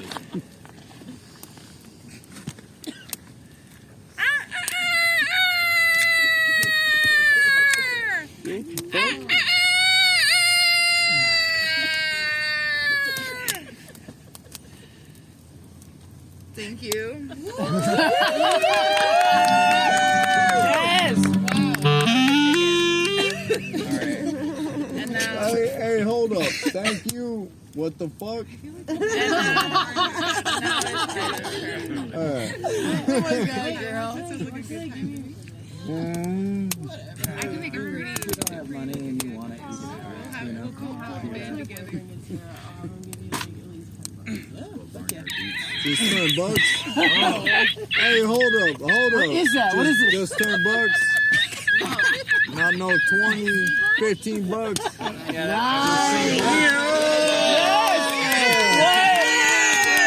Did we just witness? Perfect.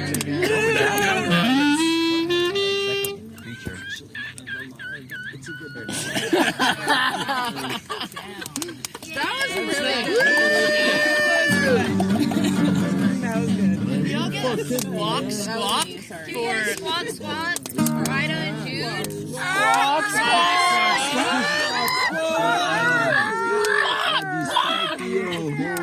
Yes. You know, Brilliant. with the super fucking scary. All right, so who's gonna follow Washington? Next Report. is Dandy. Dandissimo. Like the Okay. desert. Yeah. I was gonna recite a poem. Go.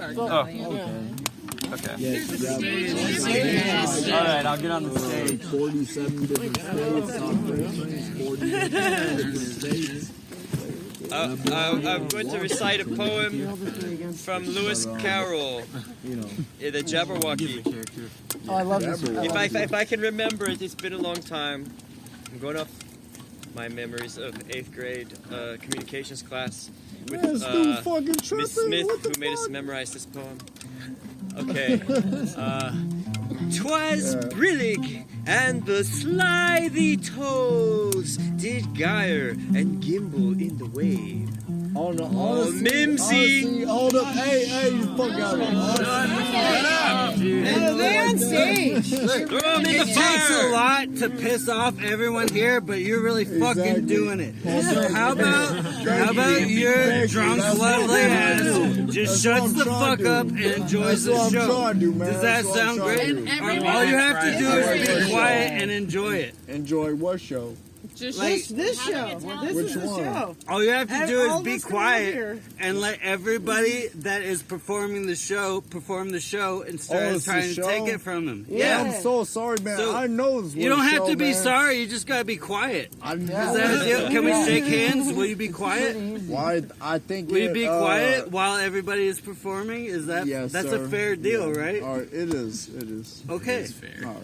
All right, so you're not gonna talk while No, anybody sir. is over here No, performing sir. Hey, for the rest of the it's night, cool. right? It's cool, man. All right. I don't know about the rest of the night. So, Maybe about all right. next 20 minutes, So this 20 is the part. minutes. This is the 20 part. minutes. This is the part where you 20 start being minutes. quiet, Fireball. All right, minutes. start being 20 quiet. minutes. 20 Start. minutes. 20 Start. minutes. 20 minutes. Zip, No, zip it. it's Zip up to it. 20 minutes. 20 minutes. Oh, zip that shit. 20 minutes. Right. 20 No, minutes. it's when they're performing. No, 20 minutes. I'll zip that shit. Fucking more than that. Get the fuck out of here. Sorry. You're at our party, Dude, buddy. who are you? Hey, I'm at my fucking Who the party. fuck are you, dude? I'm at my fucking party. Shit. Fuck y'all can fucking make talking it. about shit. We just shook hands. We just shook hands. Hey, it's quiet. cool. It's Man, cool. you're Yes, So sir. be quiet. Yes, sir. Yes, sir. Quiet. Yes, sir. Yes, sir. Pacifico. Come on, continue your fucking shit, man. Yeah, let me see the show, yo. What up? Okay, yes. 'Twas brillig, and the slithy toads did gyre and gimble in the wave. All mimsy were the borogoves and the momraths outgrave. Beware the Jabberwocky, my son, the jaws that bite, the claws that catch. Beware the jub bird and shun the frumiest bandersnatch. He took his forkful sword in hand, long time the manxome foe he sought, and rested he by the tum-tum tree, and stood a while in thought. And as in oofish thought he stood, the Jabberwock, with eyes of a flame, came whiffling through the tulgey wood, and gurgled as it came. 1, 2, 1, 2, and through his vorpal blade went snicker-snack. He left it dead, and with its head he came galumphing back. And hast thou slain the Jabberwock? Come to my arms, my beamish boy. Oh, frabjous day, Kaloo-Kalay, he chortled in his joy. 'Twas brillig, and the slithy toads did gyre and gimble in the waves. Fucking fire again. Man, who the fuck pushed me, man? Oh, man. You do it. They pushed me, motherfucker. Bro, I'm talking He stopped you from falling in the fire, you dumb fuck. Hey, I stood up. Somebody fucking pushed me. You're going away. You're going away. He's picking him up. I love Lurk so much. That's such a good thing. Lurk is the bouncer at this bar.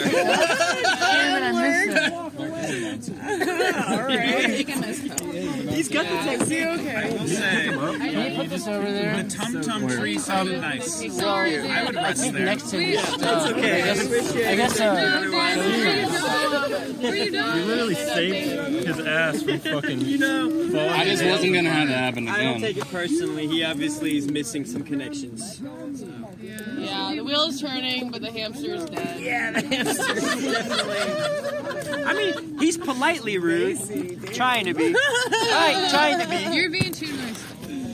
I find it He's amusing. just drunk as hell. I was He's fine. enjoying that. I was fucking. I was really digging. Yeah, wait, let him finish it. Yeah, I did finish. That was the end. Yeah.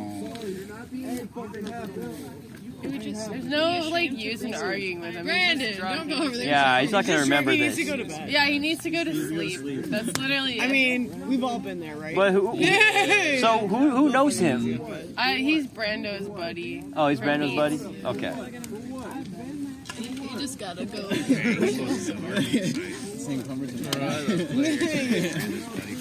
Were you even done?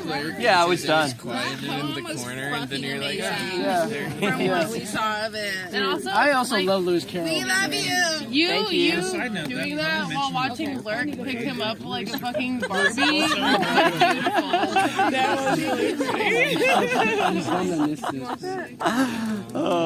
I figure if I'm over there, I'm just gonna talk shit. So I'm gonna.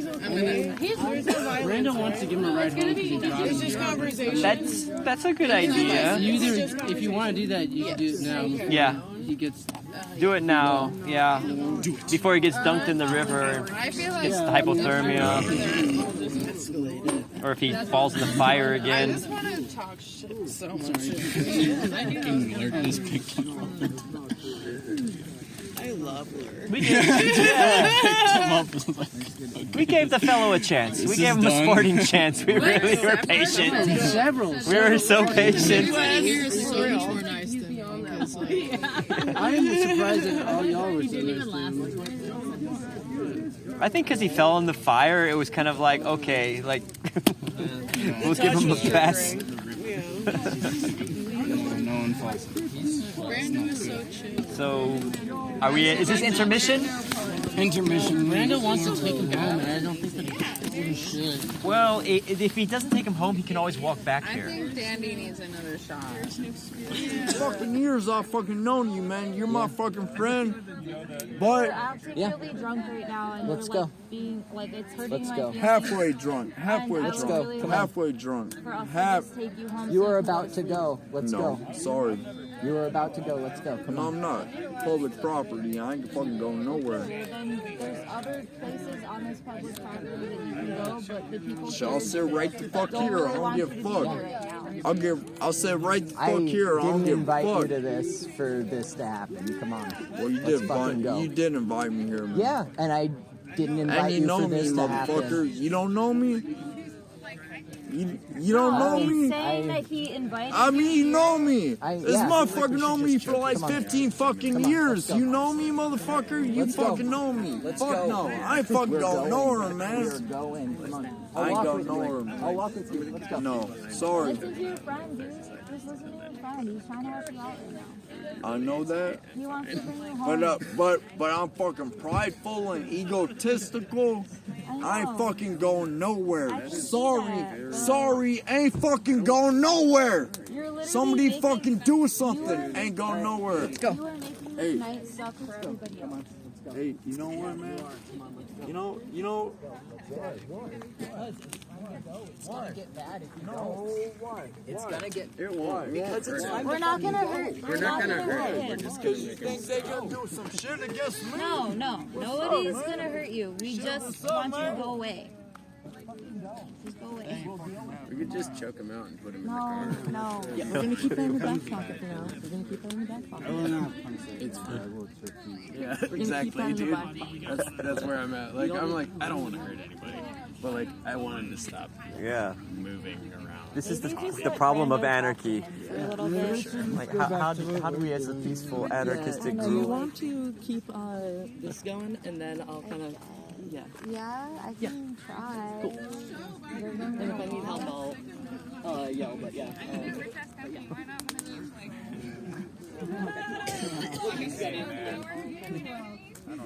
That snatch and grab, holy shit, that was a good one.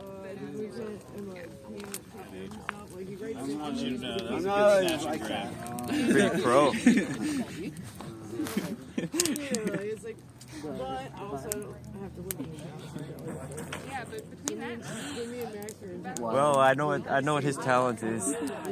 Drinking Fireball. Well, that's not his talent, but Is that what it was? The firewall? Fireball shooters.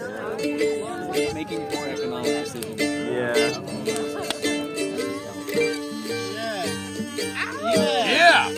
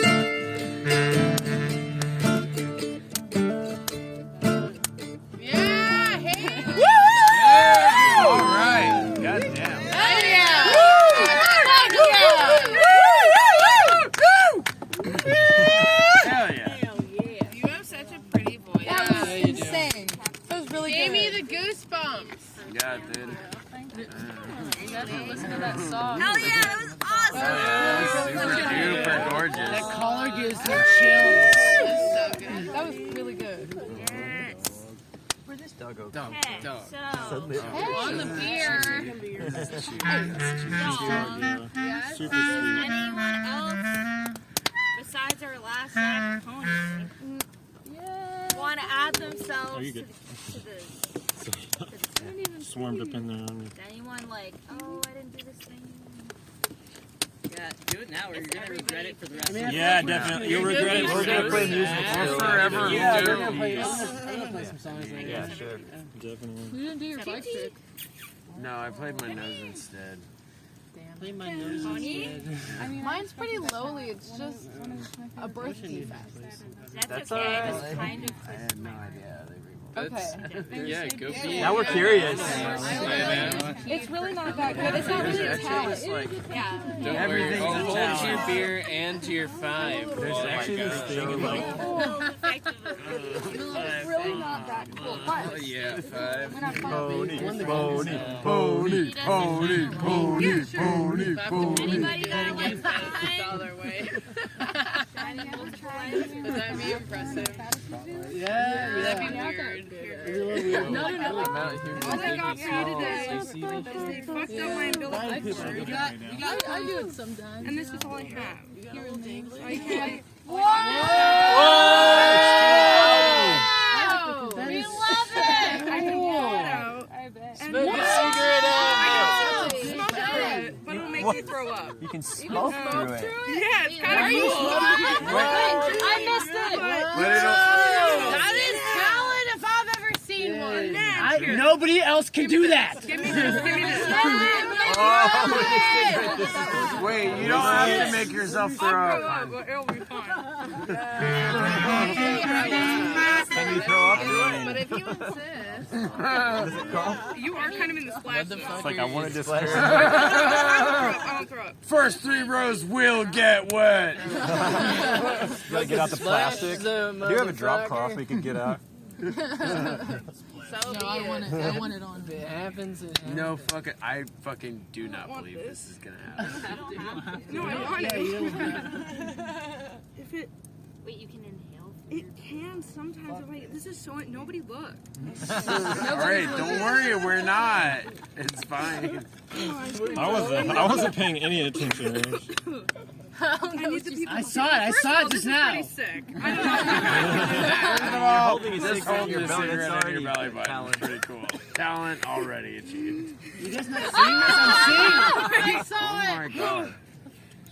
Yeah, it's going. Look. Do you see the fucking You ember? can't see it. Smoke the whole I thing. saw a little puff coming off of it. I This did. is insane. You guys have never had a crowd this big. Thank you for all coming out. Insane. Look, take this to Coney Island. It's doing it again. It's going again. I want it so bad.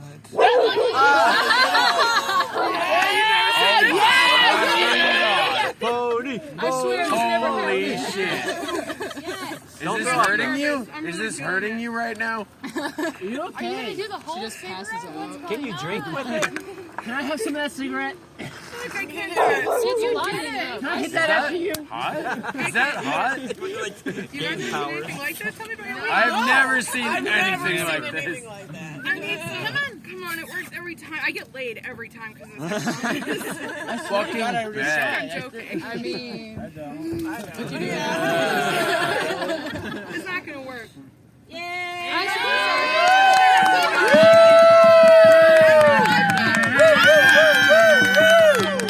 No, that was hot as fuck though. that was awesome. I've never respected someone more in my life. Well, I can fall in the fire too. So I'm not gonna say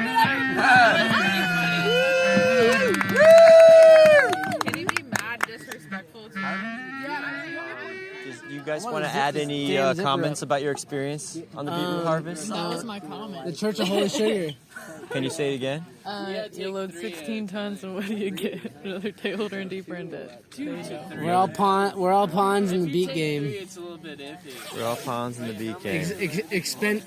Expendable plebeians working the Church of Holy Sugar. No, you don't. How do you feel about your experience this time? Bad?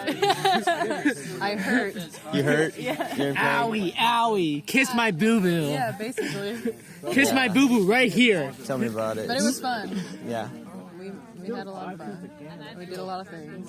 What was the most difficult part about it for you? Kiss my boo-boo right here. Yeah, basically that part. No, I don't know. The cleaning part. Cleaning? Cleaning the belly, I hear it's pretty tough. Cleaning the belly can be. Yeah, I was in there a few times, especially when it's really cold. I'm a girl, so they never made me do it. So you just heard about it. I just heard about it. Yeah, I saw your post about the man work and the teardrop. Making me do the hard work. Yeah. Ain't cut out for it. Just kidding. I'll be equal. Yeah. Does anyone else want to make a statement about their experience at the beet harvest this year for my audio documentary project? That's for sure. I like 2 or 3. It's been fun. Bosses suck everywhere you go. Yeah. But as long as if you're with good people, you're with good people, and it's good. But bosses suck forever. Fuck work forever. I love not working. Yeah, the off times are great. The people that we met. I love to not work. Like, it's pretty much my favorite. Yeah, doing your own That's thing all. is nice. That's all. I mean, I guess I don't know. Oh, I'm being recorded. Oh, jeez. Yeah, the secret orgies. Nobody talks about that. Secret orgies. Yeah, for sure. Well, there was. I didn't know about that. I forgot it was a secret.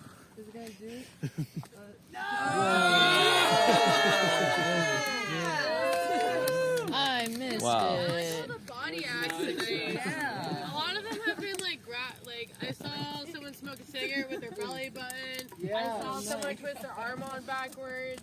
I was trying to lick my elbow. I saw somebody piss on Beet's van. Yeah. That was pretty cool. Have you seen that? I mean, I've seen it, but like, but not like that. Showing it was just me. Damn, y'all covered some. How are you? It's been lively. I've been awake for too long.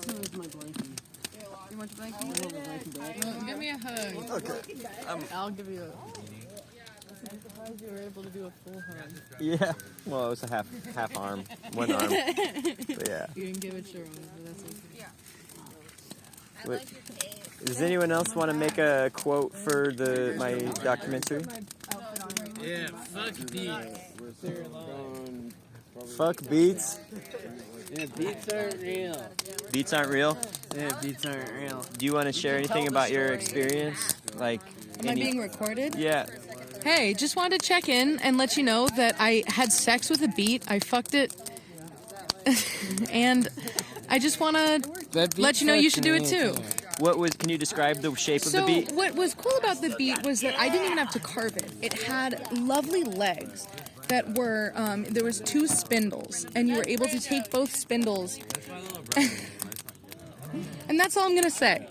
Use your imagination. My name is Gwyneth Paltrow, and you can put this on record that I fucked a beet. Fuck a beet. I was trying to fuck a bitch. That's an unbeatable comment. Thank you. I'm Gwyneth Paltrow. And this is Gwyneth, other Gwyneth. 2 Gwyneths here.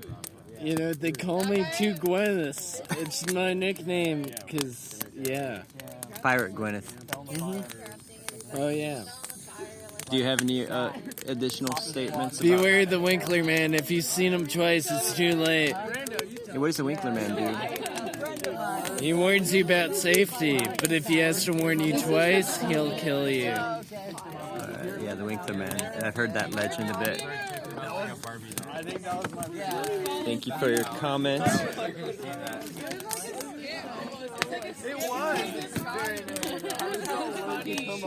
Kids, do you want to add any comments for my audio documentary about the beet harvest? They do not give a fuck about our safety and if we lose a limb. So. And I'll be calling OSHA, so. You calling OSHA? And I love the punks. Yeah, I love the punks. Well, yeah. What's your favorite part of the experience? My favorite part is hanging out with my friends and being able to make money while I do that. But yeah, definitely the least favorite part is the fact that they actually don't give a fuck about us. And multiple times I saw people who could have literally lost their limbs. But they didn't. But they didn't. Luckily. But we told the authorities that the way they were doing things was fucked up. And then they were like, actually, no, this is how we do it. So. Just saying. Yeah. Just saying. Safety's important. Safety, at least second, at least. Don't be a hero. Well, what's first? I don't know, but safety probably should be first, second, or third. But I don't think it was either any of those for them. So that's that. Any other comments? I got another comment. Right. I need more allowance away. Nice. Okay.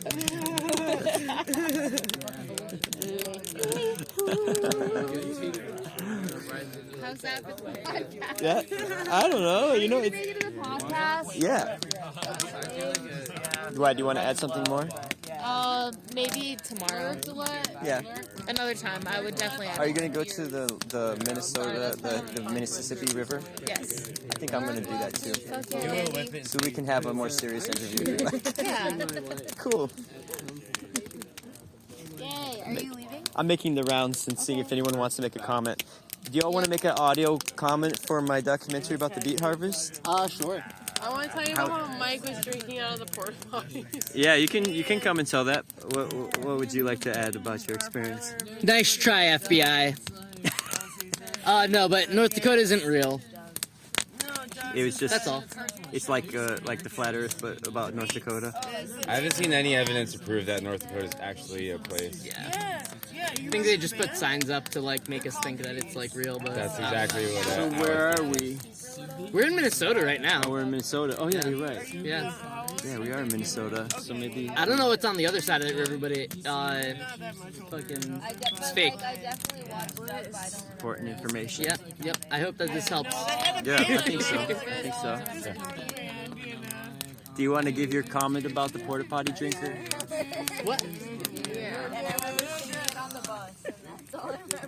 no, they had a band. They had I don't think ketamine very much better stuff for me, and it sounds like it hit the spot.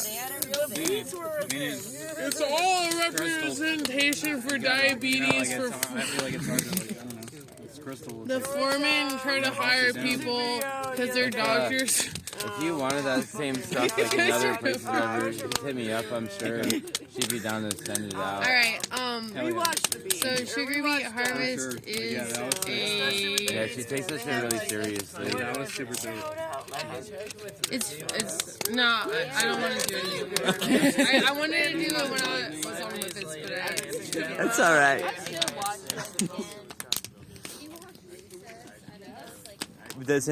Would you like to make a comment for my audio documentary about the sugar beet harvest? Like your experience? Kill me, please! It better be hour on, hour off, or you're doing it wrong. For the breaks. Burn down the factory. It would probably be flammable, wouldn't it? First rule, don't make it weird. Second rule, burn down the factory. they use a lot of lye. So I think they have also the copper wire that they use for the machines is scrappable.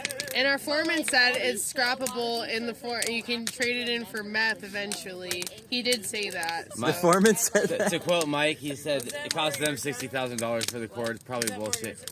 Or if I stole it, I could melt it down and probably trade it for $500 worth of meth. And I don't know who Mike's going through, but I could probably get more for it. Just saying. You mean the cord that goes to the piler? Yeah. That thing is pretty heavy. Yeah, think about how much usable metals is in. I think it would be crazy to strip, but Yeah, I think even like 1 foot of it is like. honestly, they should just go back to sugar cane. Like, what was wrong with that? Why did they have to go to sugar And that didn't go in. They still got that. Yeah, but they just don't put it in piles. It used to be in Hawaii, they had sugar cane plantations, but they don't have them anymore. Yeah, thank God. Should have read it. Or you just People have were treated honey. badly. Like, I'd rather work on a bee farm getting stung than sugar beating in a pile, you know? Maybe that's in the future. Thank you for your comments. Do you all have anything to add to my audio documentary? I never want to clean the hopper again. It felt like I was trying to fight Jabba the Hutt. When the skid steers trade dirt, it's semi-erotic. It is. I do, It is. yeah. Yeah. There is something sexy about Fill it. me up. Fill me up with your dirt. With the what is it? The payloader and the skid steer, like It's like, transferring here, dirt. take this, baby, and then they kiss. Yeah, like It's beetles, like, like "Mwah, I beetles love you," mating. and then have this dirt. What are those beetles with the horns that lock the horns? Dung beetles, the cookie ones. Are they dung beetles? There's dung beetles, there's Or rhinoceros beetles. Yeah, rhinoceros There's beetles. quite a few different kinds. Yeah, I think the vehicles are pretty cute. Yeah. Thank you. Nice cape, by the way. Thank you. That's very. Is it velvety? Yeah, I'm Nice. wearing all velvet. Wow. Yeah. I'm a bat. You really look like vampy. Thank you. Appreciate it. One time I was Would you like to make a comment for my audio documentary? Yeah. How's your experience with the beet harvest? Watch out for the Winkler man. Winkler man, I heard about that. You may see him once, it's a warning. You see him twice, you're already gone. Just watch out. I saw a one of the trucks said Winkler on it. Yeah? Yeah, just once. Though. Yeah. You're lucky. I hope you took your warning. It was the last night, thankfully. Yeah. It's He's kinda a like- sweet guy, though. He just wants to bring people to the next world, you know? Could He be a blessing in a way. He doesn't. He breaks it easy to you, you know. But you get put in the shift in between the day shift and the night shift, you know. Oh. That space between 2 p.m. and 2 p.m., 8 p.m. and 8 p.m., you know, and see him in the reflection in the piler. He's a sweet guy, but you don't want to see him. It's kind of like Death in the Sandman series. Yeah, absolutely. Nice. Any other advices or reflections, reminiscence? Not really, no. Ups and downs. Yeah. How about the breakfast at the hotel? Could use improvement, but you know, it's there, it's free, Yeah. it's relevant, you know. I definitely saw a lot of the same faces on a regular basis at that breakfast. Yeah. Great. Thank you for your comments.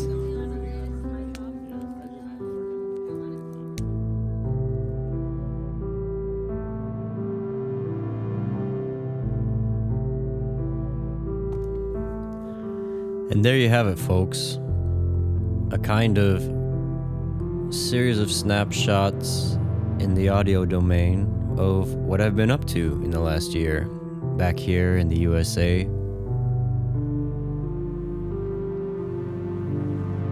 Maybe it's too long, maybe it's too short, maybe it's too noisy, maybe it's too quiet.